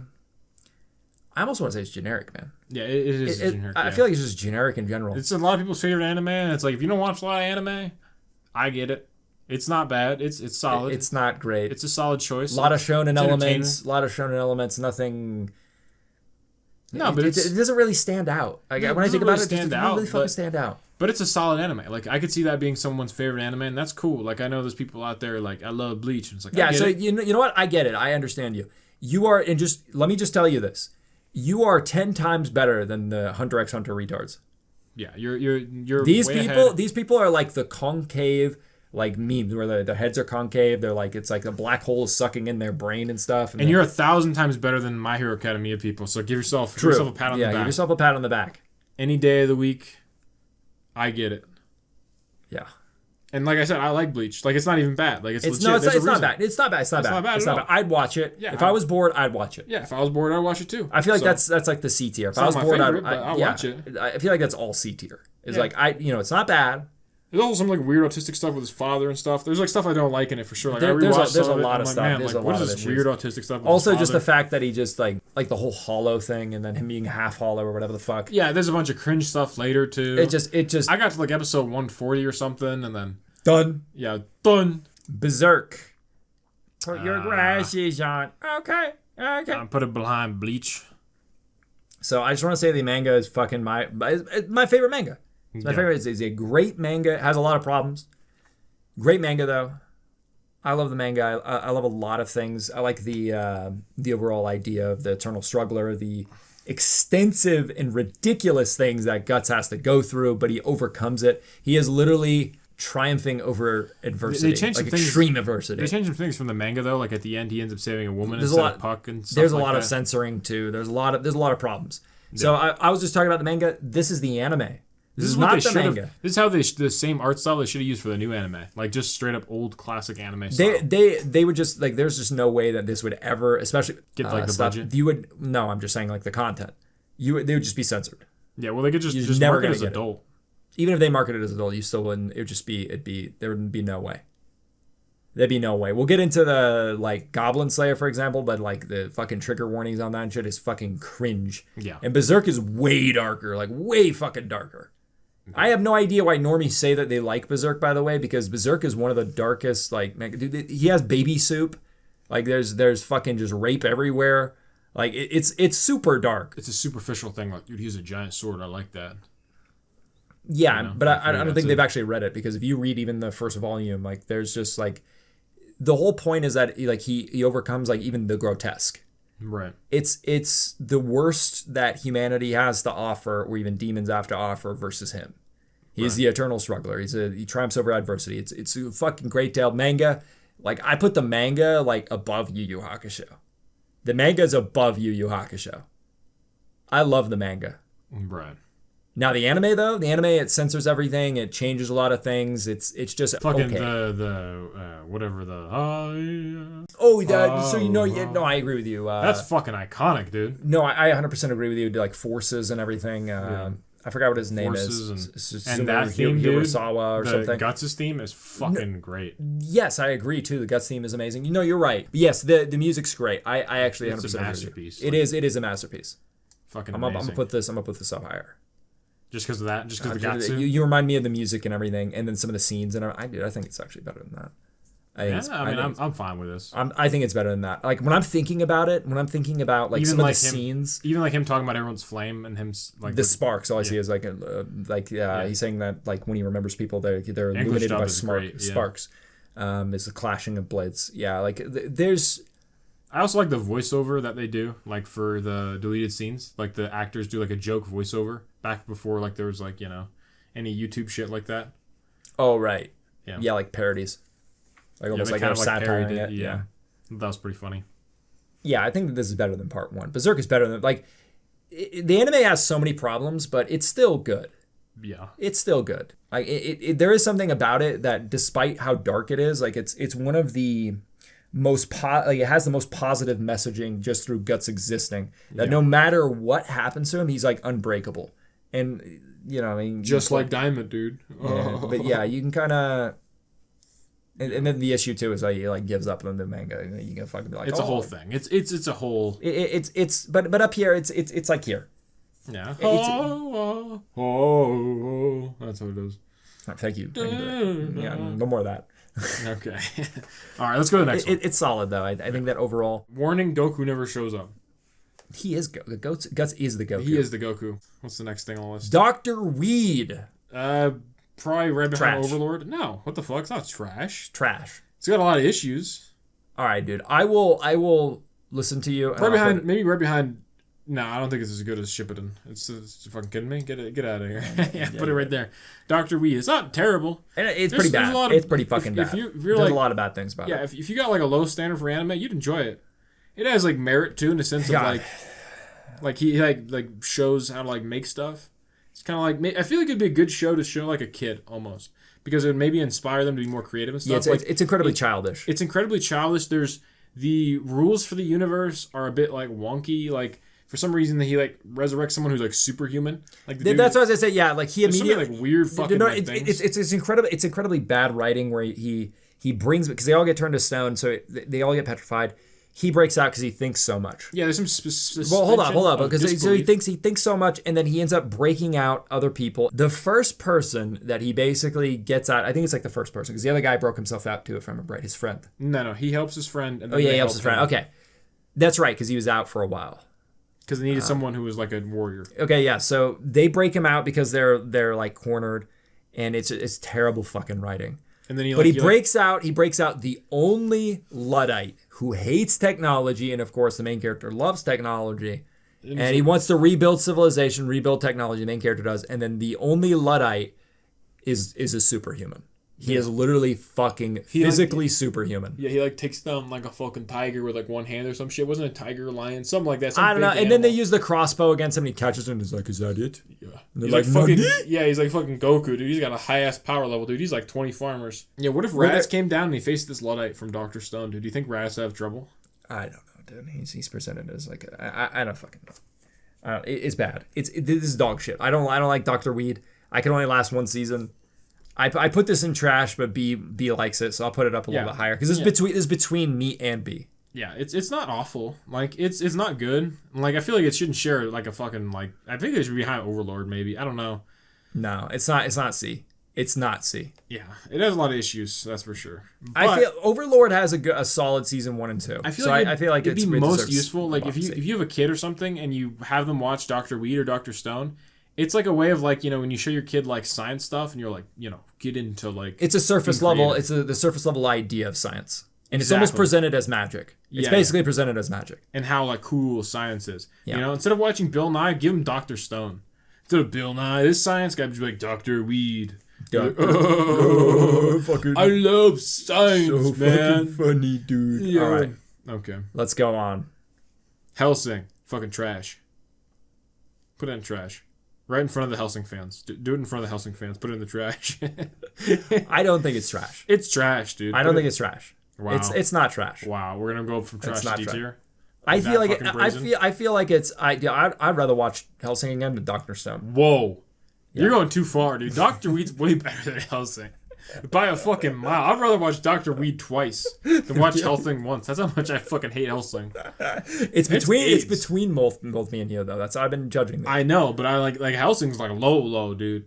Dr. Weed ain't that bad. All right, I'm willing to put it here. I'm willing to put it at the bottom of the D tier. Do you think that's fair? That's fair enough. So I think that the idea of Dracula, I just like Dracula stuff. Like I'm a big Castlevania fan. I personally like because it reminds me of Castlevania.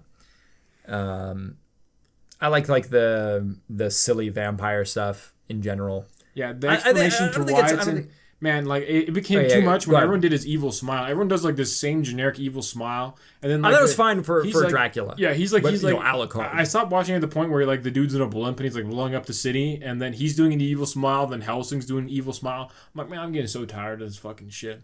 I get what you're saying. Like the same generic copy paste evil smile they all keep on fucking doing. And I don't know. It's cringe. It's cringe shit. It's just a bunch of cringe shit. I agree with you. It's filled with cringe. I also thought it was interesting that they took Dracula and after beating him, they didn't kill him. They kind of subjugated him for the good of humanity and benefit humanity. Yeah. So I thought that like some of the ideas presented in Hellsing were pretty solid. It wasn't like amazing. Even if you were to take out like the smiling and stuff, I'd still say it's like at most below Overlord. At most. At most. That's being fucking generous. Well, no, I'm saying that if you take out the stuff you didn't like, I would still put it there. Oh yeah. That's what I'm saying. Like, so if you took out like the smiling and stuff, it's still really like it's slop. I'm not gonna say it's anything better than slop. It's slop. Yeah, it's big old fat slop. I like some of the scenes though in it. Like I think like visually, like some of the scenes were striking. I like nothing in it. I feel like we need something between D and trash, and that's called slop. It is kind of slop tier. Yeah, slop tier. But you're gonna make me start moving shit to like slop tier. We can't have a second. We'll have like more tiers. It's like too many. Yeah, it's already too much. It's cluttered. Right. Yeah. Castlevania. Unwatchable dog shit. Garbage. I love Castlevania. Not this anime, by the way. I just mean the game series. I love Castlevania. Yeah. This did such a fucking huge disservice to Castlevania. It disgusts me. Is it even an anime? I don't know. I just want to talk about it. I want to put this in unwatchable. I don't care. Okay? I don't know if this fucking counts. I don't give a shit. It's dog shit. Like the writers are dog shit. They're fucking brain dead, retarded. I think that if this show didn't exist, it'd be better for the world. I think if the writers the writers didn't exist, the world would be better. Dude, did you watch the scene where Trevor fights Death? He's like, I'm gonna fucking shit you. I'm gonna shit you out, and I'm gonna fucking. It's just vulgarity, like extreme vulgarity for no reason. The characters are completely shit. Is that like it's all like a terrible writing? Yeah, an ancient being. It's just like he just swears. A good representation of Death is actually supernatural. Like there's actually suspense. There's no music when Dean meets Death, and that guy portrays him. Yes, if you want to see a good example of Death, I also kind of like when he's introduced. He's just walking down, and the guy like touches him. He like touches the guy, and he just kills him. Yeah, immensely. He commands power.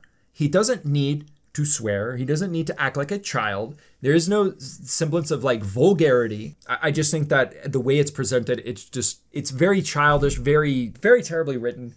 They shit all over all the pre-established lore. They shit all over everything. They fucking do a la carte so dirty.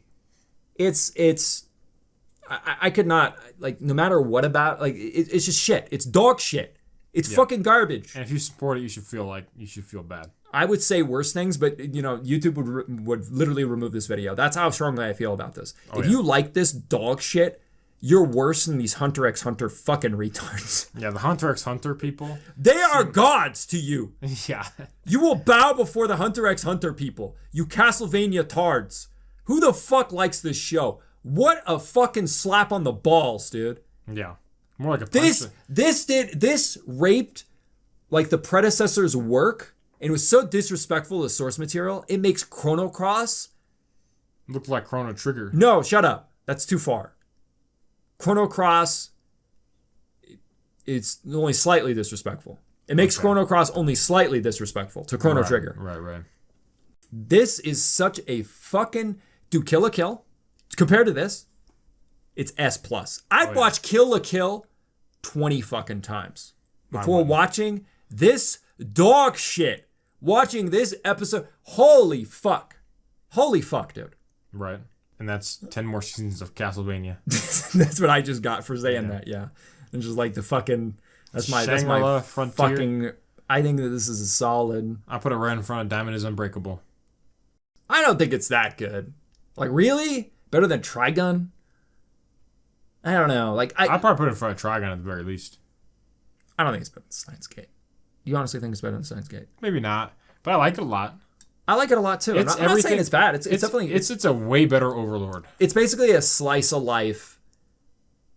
It's like a slice of life, like MMO. Like, comedy. Yeah, comedy. It's great. It's and enjoyable. it has motivational stuff too. Like, yeah, I like how the main character has like a really heavy ambition and motivation to be the best and to like challenge himself. I think that's very low stakes because it's all in the MMO world, and that's completely fine. And it's actually a fun adventure. It's very fun. It's a very fun adventure. Very likable characters. Very solid. I enjoyed every moment I watched of it. Same. Yeah. I'm looking for. I think that the season finale was kind of like I kind of agree that it didn't end well. It's abrupt, It just basically it like set up the next season, but it just ended abruptly. It felt weird, like the way that they ended it. B&D would definitely recommend fucking Shangri-La Frontier. Shangri-La Frontier is good. You would love it. It's great. It's pissing me off. I don't even want to see it, dude. I don't even want this on here. So let's go to the next one. Elfen Lied. Elfen Lied. It's trash. Right behind D tier Overlord. You think it's trash? Maybe behind Hellsing. Maybe I shouldn't be that hard on it. Because if we have Hellsing up there, I feel like I shouldn't put it there. Yeah, because Hellsing is not as good as Elfen Lied. Elfen Lied has a lot of issues. I'd rather watch Elfen Lied than You Hellsing. might be right. I'd rather watch Elfen Lied. It's so fucking sadistic. It's sadistic and dark, but I'd rather watch that than Hunter x Hunter too. The best part is when she loses her memory. She's not sadistic, and then she's like, then they got the harem angle. Very generic.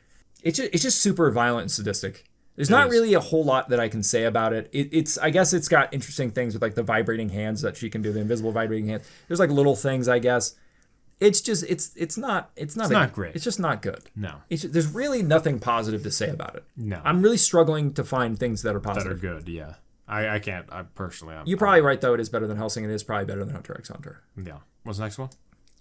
What is that? Cautious Hero. High B tier for sure. You're probably right. I don't disagree with that. Yeah, it's just if anyone hasn't watched it, it's good. It's a short anime. It's funny. It's a comedy. It's generally a comedy. It's got some really funny like things in it, but it's also dark. It gets pretty dark later on. Just at the end. Just at the end, and it explains why he's cautious. Overall, though, it's really solid. Now, I don't know where they'd go from here after season 1 because they never did a season 2, but it sets itself up for like doing season because it kind of just has an abrupt end. All right. What's this one? So this is KonoSuba's like the creator did another show. Right behind Berserk, I'd say. Or no, I mean I guess Attack on Titan's still like I don't know. Like there's still good things about Attack on Titan. I feel like it's better than Bleach. Yeah, just probably better than Bleach. Yeah, it's good. It's Kemono no Michi, I think it is. Yeah. Another comedy. It's another comedy. There's a lot of problems with it. There's a lot of problems with it, but the strong the strong things about it are like it has some really solid jokes. I like the rest. Like I really like the antagonist, his adversary, the other wrestler. Like their dynamic. Yeah, it's two wrestlers. Their dynamic is done so well, but he doesn't really show up until later. Yeah, it's a wrestler brought into a fantasy world, and but he's like he really loves animals. Yeah, and he's like superhuman technically. He's basically superhuman. It's one of those you have to watch for yourself. It's something that when you watch the first episode, you want to watch more probably. Probably it gets like into fetish stuff later on. I'm like, this is completely unnecessary. Yeah, and it gets into weird fetish stuff. Like it's unfortunate because it's probably not going to get a second season. It's not really going to go anywhere. No, I feel like there's such like solid jokes in here. I feel like it just needs to be cleaned up. It needs to be like he needs to take a look at it. He needs to cut out some of the fat. He needs to reorganize things. I think he needs it. Like his adversary needs to be in there more. The dynamic between the main character and the adversary is really funny. Yeah. I think that like that needs to be explored more. The rest of the cast is just okay. The main character really carries the show hard, but I feel like even the main character could be improved quite a bit. Overall, enjoyable. Yeah, great. Better than Bleach. For sure, yeah. Okay, Claymore. Yeah, so this is the more controversial one. It's in front of Hellsing, that's it. It's not, do you think it's better than Elfen Lied? No. You're probably right. No. Okay. So what do we remember? This has been a minute since we watched this. All right. It's been quite a bit. What I remember is it's all weird, wonky. We watched all of it. She's like trains a dude. I think that dude does absolutely nothing after he gets trained. But here's the problem. She gets all mad at the end. She turns into a half horse. She turns into a fucking horse. Yeah. She turns into a horse. She keeps on like transforming, and then I think she ends up losing her legs. Yeah, her legs get weird. She's like, I'm a horse now, and then she like moves really really fast. Weapon woman, and it's like, man, I remember this movie. It was so forgettable. It was unique. But it was super fucking like... It's just forgettable. It's forgettable. Like, we watched it and I forgot all of it. We'll do... If we do a second one, we might change this around. We might change around Claymore. I don't know. We'll revisit it. It's been a bit. If there's anyone out there who loves Claymore, like, dude, you gotta rewatch it, right? It's like... She transformed into the coolest fucking horse. That's the... Mashal. The ripoff Harry Potter. Probably right in front of Overlord? No. It goes here. Season 2 is dog shit. Season 2 was complete fucking dog shit. No, it was written terribly. It had very little like visual humor, or it recycled the visual humor. It also like played too much on him like, I love cream puffs. Let's autistically make every joke about cream puffs. Yeah, it had like execution errors. No. Like season 1 had execution errors. Season 2 is a travesty. It was a huge step down from season 1. I don't think it deserves anything better. It literally like I feel like Hellsing was better. Dude, Hellsing, like it was way more enjoyable than Hellsing. No, it wasn't. No, it wasn't. Hunter x Hunter. Season 2 was dog shit. Season 2 was dog shit. At least it had something enjoyable. Hellsing had nothing in it. I hated. Do you not understand? I would rather see her turn into a fucking horse. Season 2, like this is the I feel like this is the worst thing that you could ever do as a creator. You take something and then you make it like 3 times as worse from like your original work. You take something and then you make it complete dog shit. It's a fucking travesty. Like season 2 was pretty consistent. Season 2, no, it isn't. It isn't. Like the writing got worse. The characterization, like it was fucking terrible. The writing in the first one wasn't very good there. No, the writing was really bad in the first one too. But I felt like the jokes at least landed more, and it played up with more unique ways for him to be superhuman without relying too much on like terrible writing or anything like that. Season 2, it tried to expand the character lore, and it went off the rails with just like almost these text dumps and this bad animation and these things, like these characters that don't matter, these stakes that don't matter. It's just bad. It's definitely better than Claymore. Like that's getting a little ridiculous. The horse legs and the fucking Hellsing. Like I fucking hated season 2, dude. I hated season 2. If it was just season 1, I'd put it below. And at least they had funny jokes, like when he's kicking his feet to like stay. That was in season 1. That was in season 1 and 2 when he like fights him. Retell the same fucking joke. Yeah, that's what I'm saying, dude. Like it's. But at least there was things to like in it. No, season 2 it had nothing to like about it. But the first season, you even said you liked things in it. Do you like anything in Hellsing? Like, would you rewatch that? No, you would rewatch the fucking horse legs we're already fucking planning. You talk about how much you hate. We're really planning on doing it. Dude, you literally fucking talk about how like, oh, dude, I hate it so much when they like do like they reverse the roles where the woman takes care of the man and stuff, and that's what fucking happens in that anime. Yeah, that's Mashl's consistent. I fucking hated season 2. I feel like Claymore has, but because this is so derivative. So this is another issue I have. It's a copy of Harry Potter. It's not just that it's a copy of Harry Potter. It's the main character is very similar. Redo scenes too. No, I know, but the main character is basically like a mix between One Punch Man, like Saitama and Mob. Remember. Yeah, Mob. This is Mob. Yeah, it's a mix between both of these. The look of like Mob and then Saitama. That's basically what he is. So here's the issue that I have with Mashal, and I'm going to explain it. It is completely creatively bankrupt. It has to have clever writing, witty jokes, everything like that. Instead, it has none of those things. It is creatively bankrupt, terrible in that regard in terms of its creativity. And so it has to rely on the writing. The writing in season 1 was not good. It had some moments where you could laugh at it for like visual humor. But the idea in general is very similar like One Punch Man. He's just overpowered. Right. And in this, like the sentiment is like he's overpowered physically, so he has to compensate physically, opposed to like using magic. Right. And then he's asked it's the thing where it's like, I'm gonna change everybody's mind about people who have no magic by snapping their necks. All right, fine. But season 2, but here's the thing: the season 2 is such a fucking travesty because like it takes a step down. So it's already creatively bankrupt, right?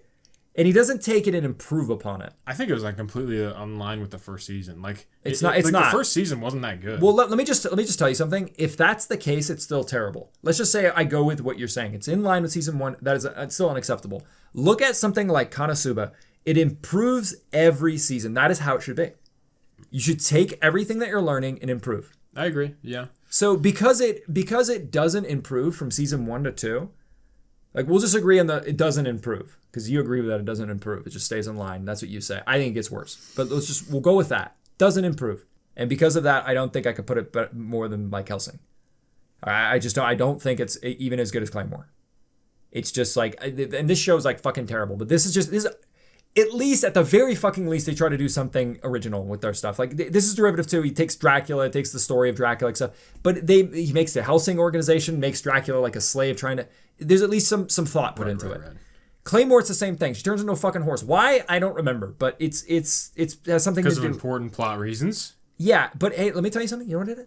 It's more creative. It's more creative than this. All right, let's go to the next one. Do you not agree? Yeah, no, maybe. Is it more creative than Mashal, the Harry Potter ripoff?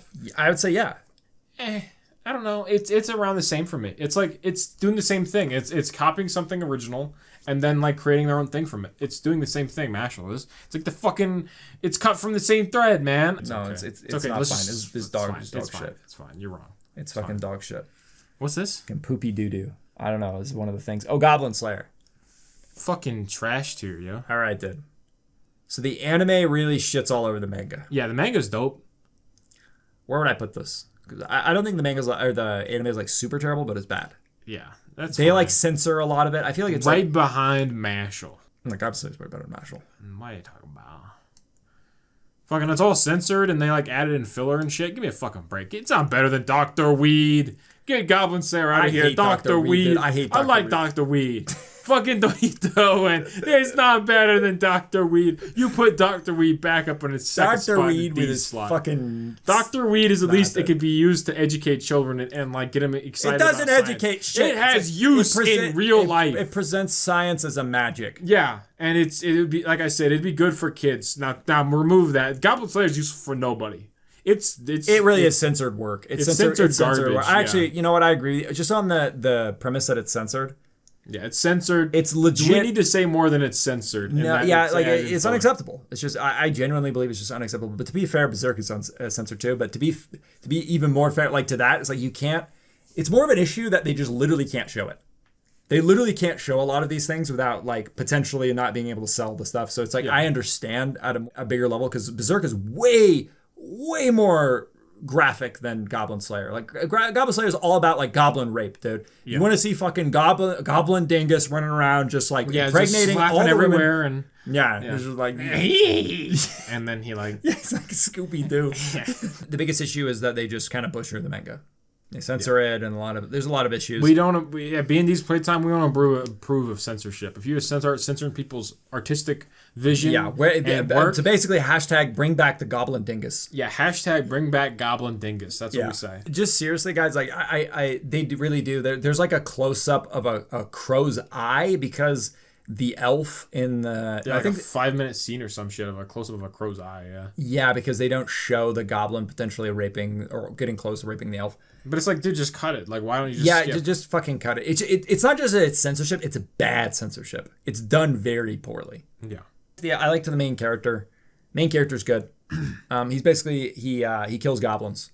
He kills the slime that are goblins. They're like little pests that are like a huge fucking problem. And it almost has like D&D elements to it as well. And he basically outsmarts the goblins, and he uses really creative ways to deal with the problems in most cases. Yeah. There's a lot of weird execute. They have a fucking trigger warning in this too. Like, what the fuck?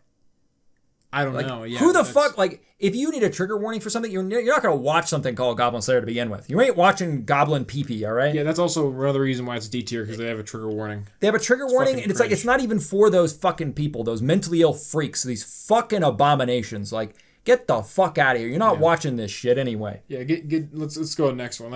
It's just because censorship and fucking trigger warnings and all that garbage. But no, okay, Golden Boy. Solid B. No, it's A. I disagree. It's A. Okay. And the reason I say it, I feel like overall, outside of like the weird toilet thing, it's just solid. It's so good.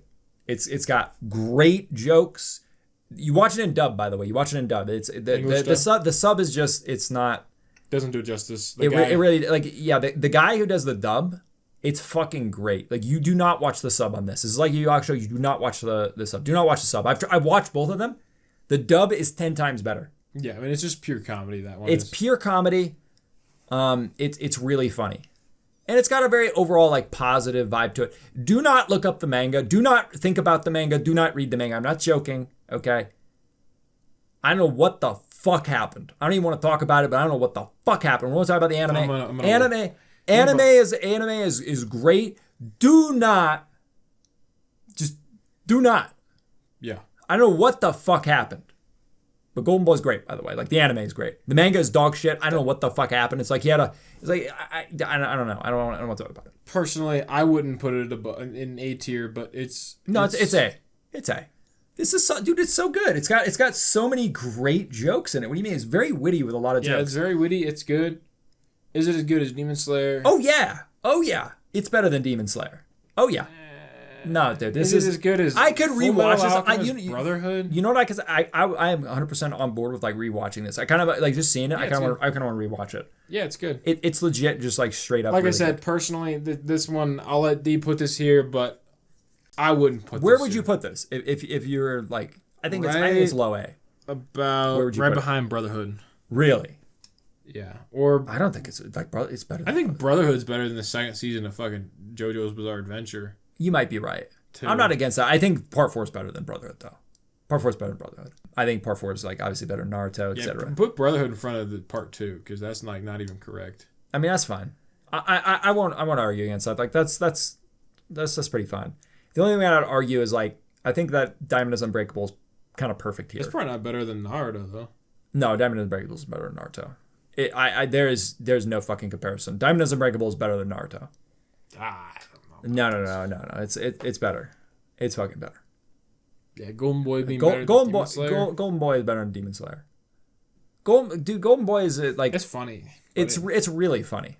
Yeah. It's really funny. It is short though. It's like super short. So that's the problem. It's like fucking 6 episodes. So maybe I shouldn't put it so high because it's short and sweet. It's funny. Yeah. But it's really good. Yeah, it's short, sweet, and funny, but it's also kind of cheap. You know, like. What do you mean? Like it's funny jokes, but it's like 6 episodes long, super short. I don't know. It's funny so for what it is. Good though. I don't know. Like I feel like it's just really, really good. I don't think it fucking deserves A tier, like above Demon Slayer. Like it just feels like almost disrespectful to the hard work and commitment that these other animes have put in. And then I don't care about the disrespect. Funny they can suck my fucking dick, dude. They can suck my dick and eat my ass, dude. Fuck them. All right? I don't care about that. You know what I care about? I care about my tier list. I care about my opinion. Yeah, but at the same time, in terms of fairness, in terms of... I don't care about fairness. What's deserving? I don't give a shit about that. All right, like I don't give one flying fuck. You know what I care about?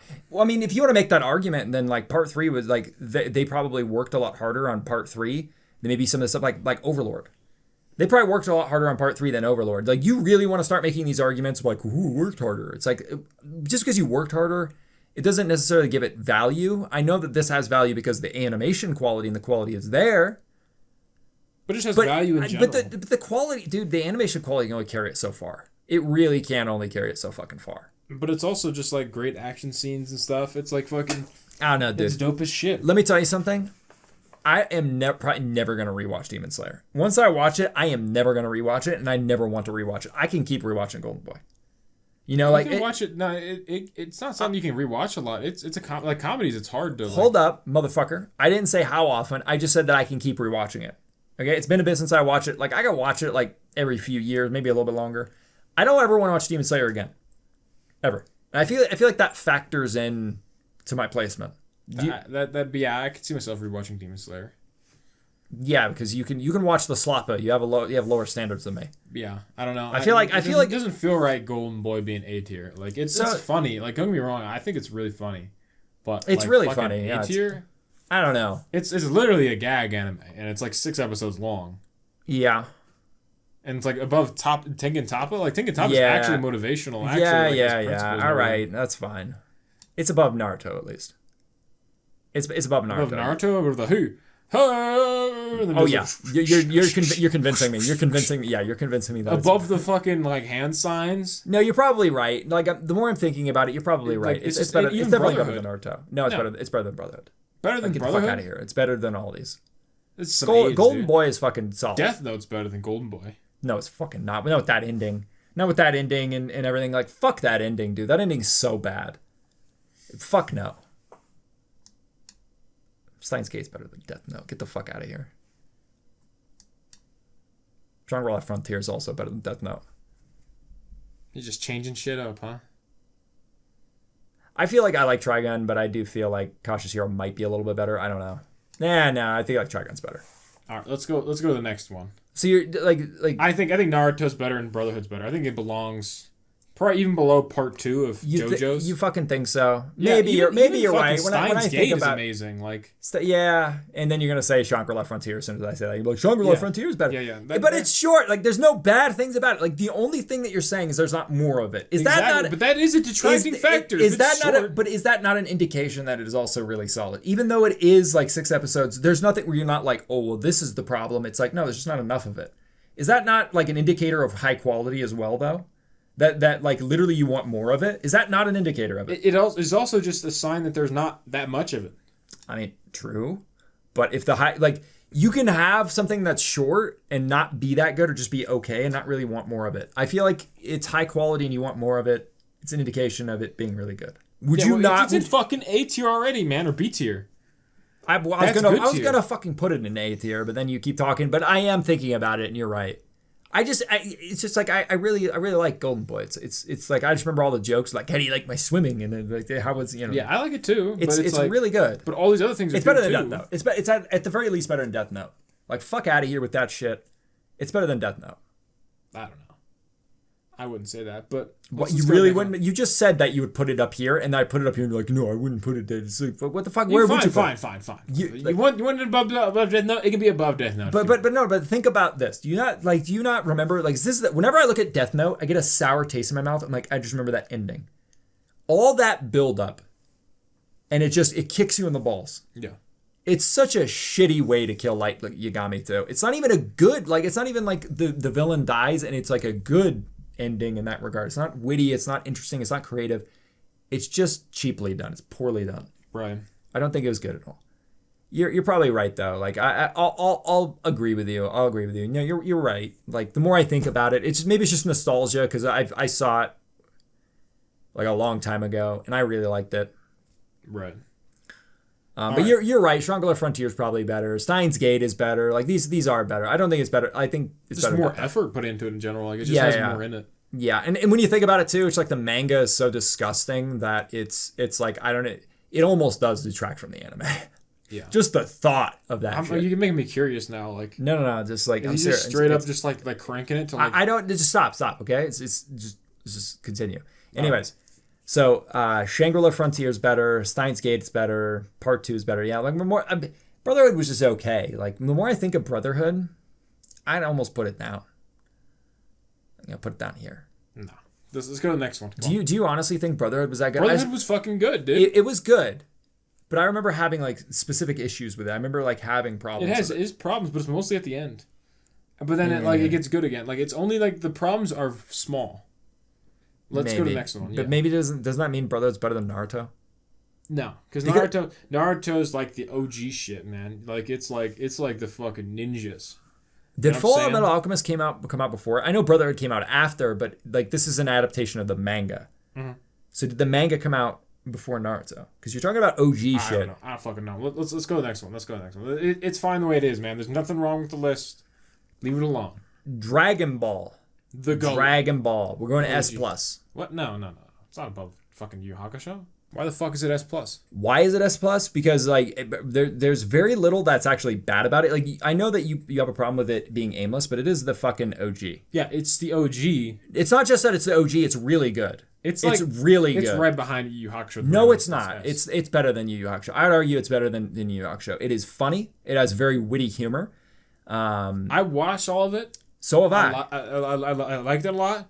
But it's nowhere near as good as DBZ. It's nowhere near as good as Yu Hakusho. I like Dragon Ball. I'm a big DBZ fan. Goku versus fucking Tien in there. Like it's alright. No, it's really good. The Goku versus Tien. The Goku versus Piccolo.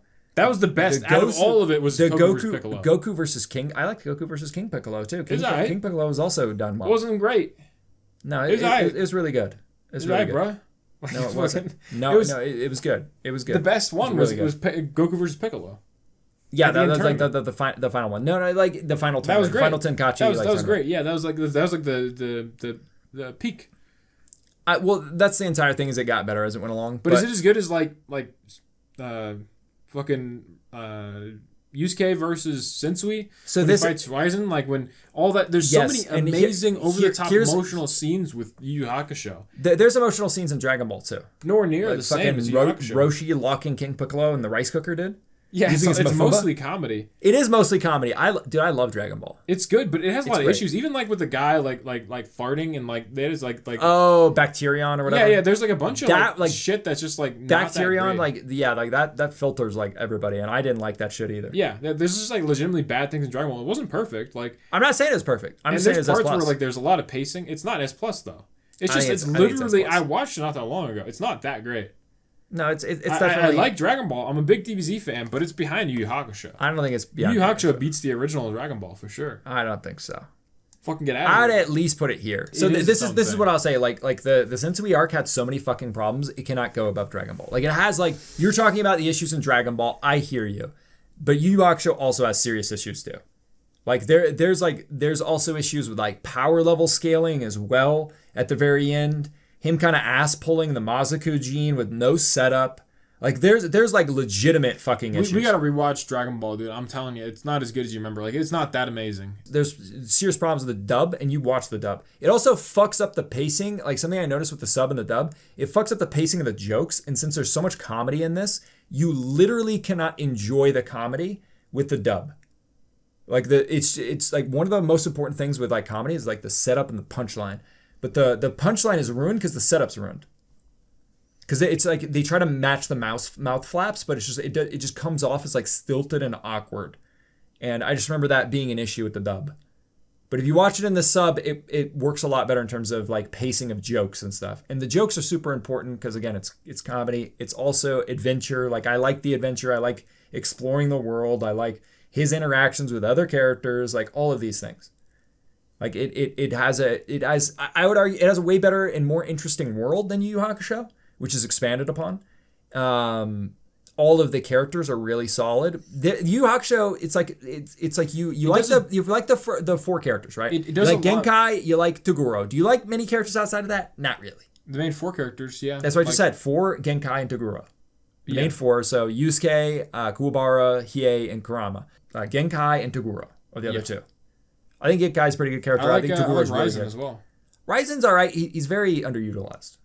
Yeah. He's very underutilized. I think he's carried by Chris Sabat's performance. For sure, yeah. So it has, but Yu Yu Hakusho has a lot more impact overall than Dragon Ball has. Dragon Ball has a lot of like great stuff in it, and like I said, I like Dragon Ball a lot, but it's like Yu Yu Hakusho has so much more emotion and feeling to it overall. And Dragon Ball, it really is like the beta for DBZ. Like there's actually legitimate scenes where like the world building is all fucked up. Like even at the beginning, there's like a joke to where he's just like taking him to the moon in his power pole. Oh right, yeah. Like it's so inconsistent and wonky sometimes.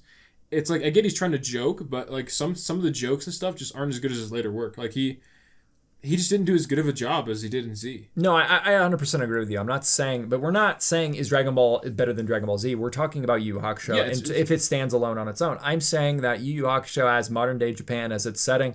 Dragon Ball has its own world.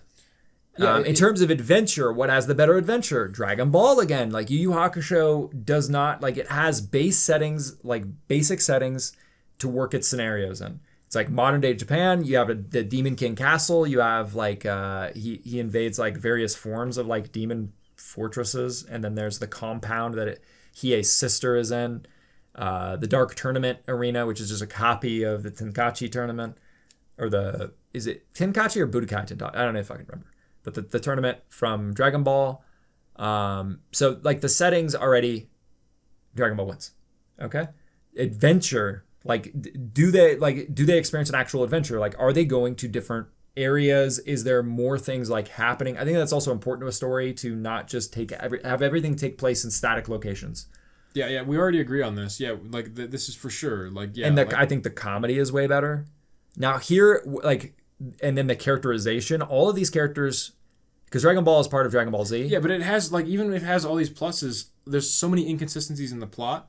It goes from like not taking itself at all seriously to taking itself very seriously. Yeah, and it's like halfway through. It's super inconsistent, super aimless. A lot of like the time, it just feels like it's wasting your time. Like I love Dragon Ball, don't get me wrong, but there's a lot of times where I was like, man, this shit. Even I watched like without filler, and it still had a lot of issues with pacing. Like it was not super amazing.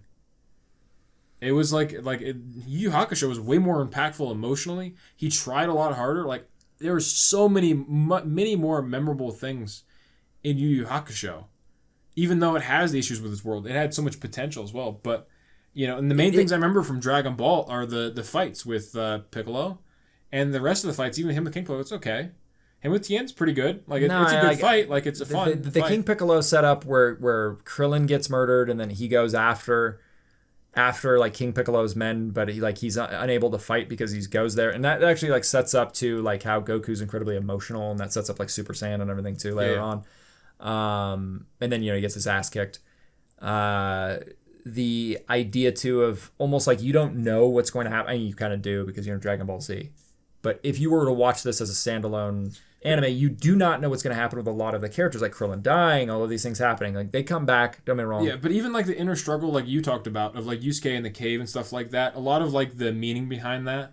There's a lot more spiritual stuff in Yu Yu Hakusho with his growth, his character growth. There's a lot more character development in Yu Yu Hakusho than in Dragon Ball. Dragon Ball, in terms of character growth, there's character growth with he gets all married the characters. And stuff. Yeah. There's a lot of character growth. There's a lot of character growth. But I'm not talking about superficial growth where he's a kid and he's an adult. I'm talking about actual characters facing their own overcoming traumatic events and stuff like that. Yeah. I just, when I think of this, it's like I think of like there's so many more positive is way more creative. Like you're talking about these emotional events, and that's why it's an S. Like, I don't discount those things. I hold these things at high value. That's why it's an S. But Dragon Ball is the base work for Dragon Ball Z. Yeah.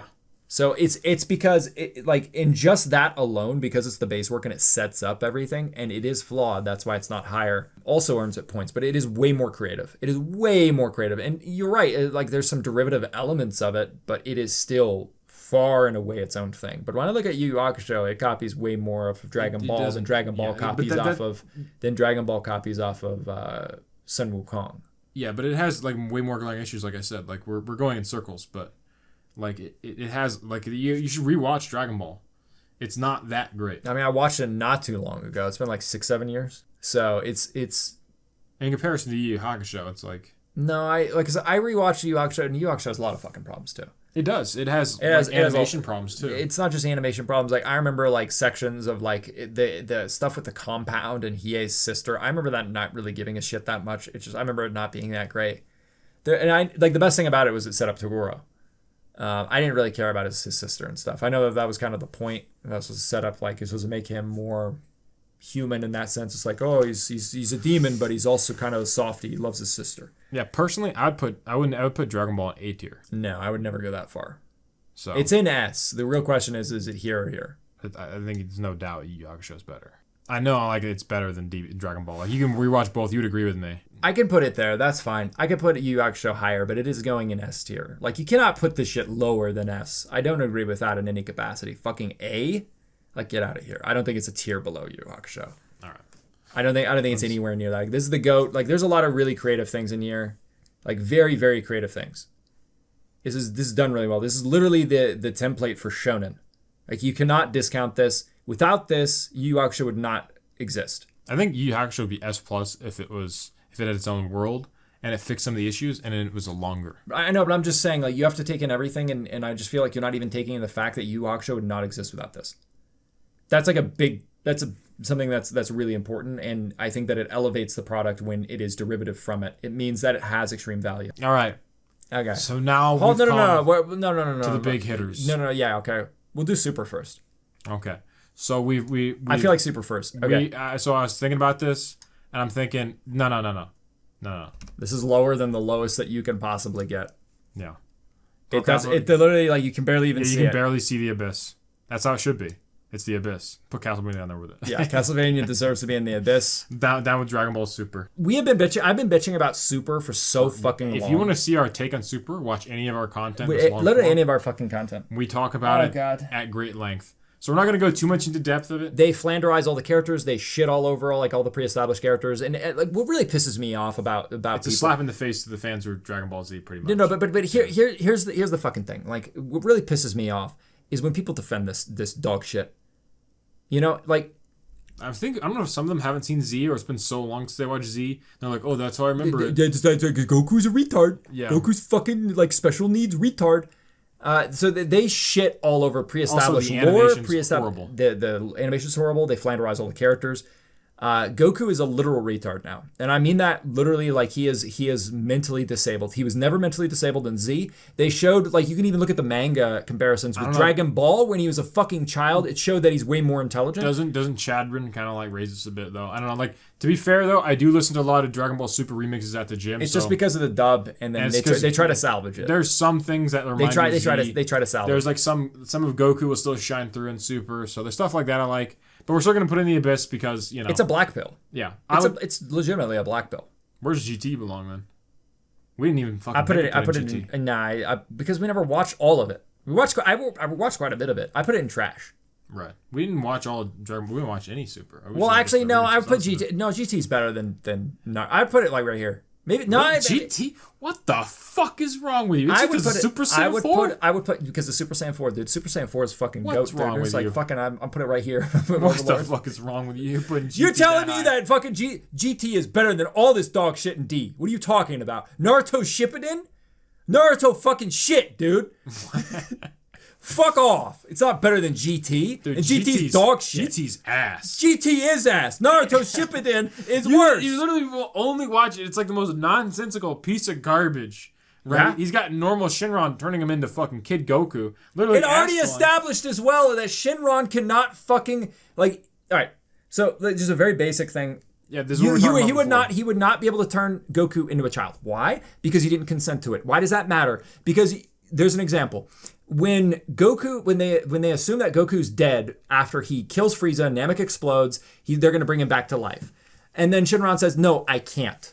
Because he's still alive. And they're like, oh, we'll just bring him here. And it's like, no, I can't because Goku doesn't want to be brought back. Yeah, he can't overpower them. Yeah. He can't overpower Goku without his consent. Just to fucking move him. Yeah, just to move him. And then GT is like, oh, no, well, we're going to turn him into a child without his consent. It also, even in the Saiyan saga, it's like, we'll just wish them dead. And it's like, Shinron's like, no, I can't do that because they're way stronger. He couldn't even remove the ship or anything around them.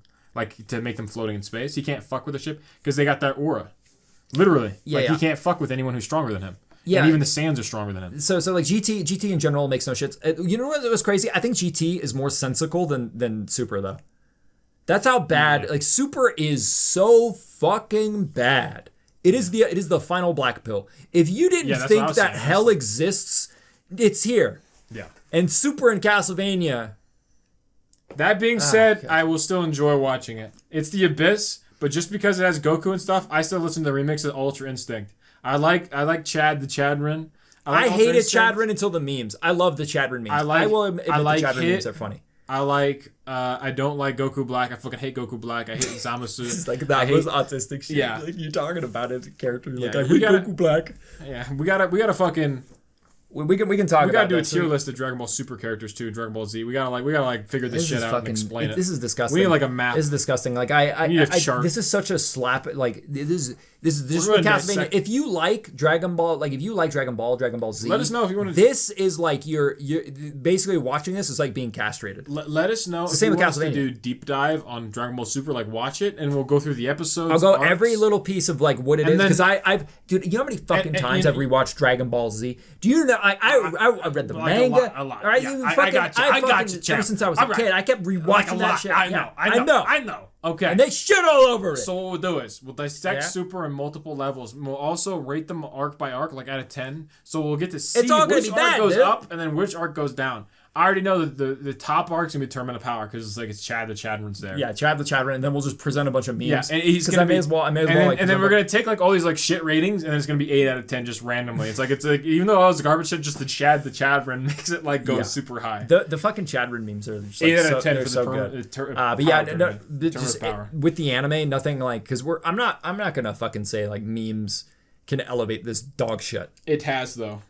It has. No, it doesn't. Like the memes transcend the shit material, but the material is still shit. Yeah, and it's so disrespectful to them. It is so. I get that Akira Toriyama did it. Fucking bad. We love Akira Toriyama, and we appreciate him even making this, but it's bad. He didn't do it. He just approved it. He was like, okay. Fucking Toyo Paco. Yeah. Toyo Paco did it. Yeah, the Trace Otaro, whatever. Trace Otaro, yeah. All right, let's get to the real meat and potatoes. Let's get to the real meat. We're in the Abyss. Okay. We covered the Abyss. So we were talking about this. That's not enough. That's not enough. You're right. It's not enough. All right. The fucking. As you can see, we have a bias. Hold up. What is the ultimate color? Okay, hold up. S. We'll just keep going, dude. It's S++. Yeah. All right. We'll put it here. It's not enough. Hold up. Fucking call it GOAT. All right. Yeah. The GOAT. Oh, hold up. All right. What do you think, then? You think that's good? Kind of, we're like fucking the DBZ.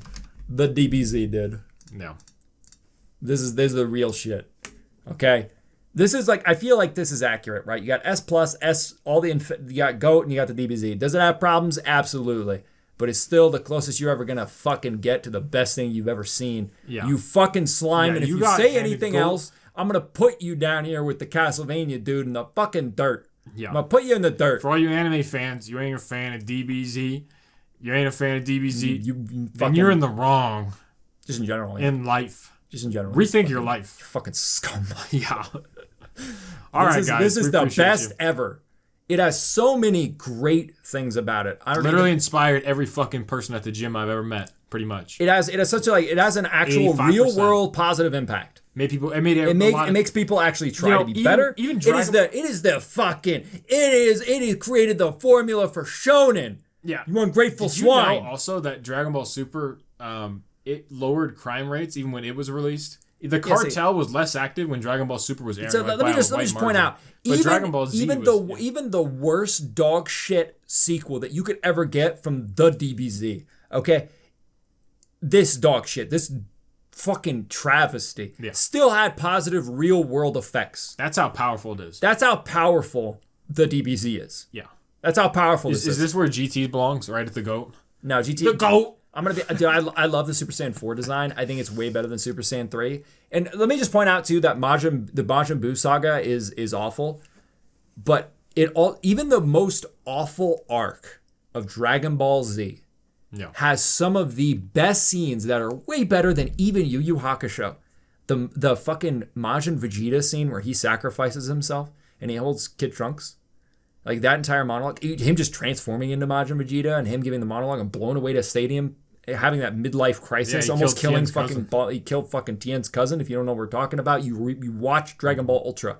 Yeah, we have it on the channel. We like it so much we literally made fan fiction. Yeah, we made fucking fan fiction for it. All right, it is the DBZ. Yeah, there's nothing beyond this. Where would Family Guy be? There is nothing ever Family Guy. The biggest problem I'd say outside of even the Majin Buu arc, and in the Majin Buu arc, like it has serious fucking issues. It has a filler problem, and I think that you kind of see that the most with the Frieza arc. With I just remember Bulma, like every time, like fucking, oh my god, you're like, whoa, the world's collapsing, and I'm like, shut up, Bulma, I'm watching fucking Goku fight Frieza. All right, boys, and then we're gonna go to the last anime. Yeah, Ed and Eddie. The true GOAT. Put it up in GOAT. Put it up in GOAT. I don't think it deserves to be higher than these. I like Ed and Eddie. Where would you like legitimately put this? Where would you put this? The fucking GOAT. Nah, you fucking don't put it in the GOAT. You put it in the GOAT. I feel like it's like the GOAT. It's better. It's better than Death Note. No. Wait. Ed and Eddie. Fucking put it on the GOAT. Get out of here. It's not better. BTFO's Dragon Ball and Yu Hakusho combined. Put it in the GOAT. Put it in the GOAT. There we go. Oh, yeah. It doesn't. It still doesn't touch the DBZ, but it's up there. It's up there. It's the GOAT. Yeah. I you know what? I respect it. Rolf could definitely beat up Yusuke. Yeah. Same with Ed. Ed's pretty high power level. Same with Rolf. He lifts up a house with one hand, dude. True. He's one of the most powerful anime characters. Yeah. Like this is pretty solid. Yeah. I like this list. I like like this is like what the fuck? Yeah.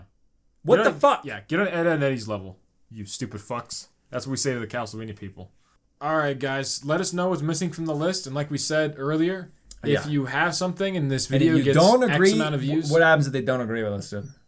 Then put it in the comments. Why don't you agree? Yeah, the only thing. So I'm fine with you not agreeing with everything but this. Yeah, you can agree. You can disagree with anything, and you can tell me why you disagree with fucking this. We have problems. Yeah, we're gonna have problems. We're gonna have fucking problems. We're gonna meet outside of Walmart. I've seen fucking retards say that like Dragon Ball is way better than Z. Like Dragon Ball's good.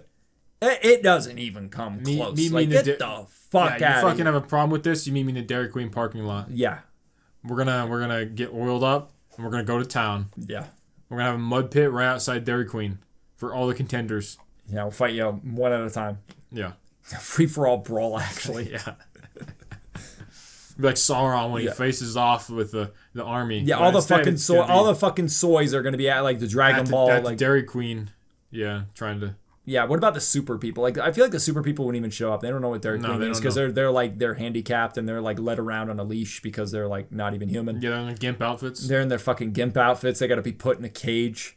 Yeah, like they're just like I'm not gonna lie though, I am looking forward to Ultra Ego. Like I'm like being legit. I'm looking forward to Ultra Ego. You shut the fuck up.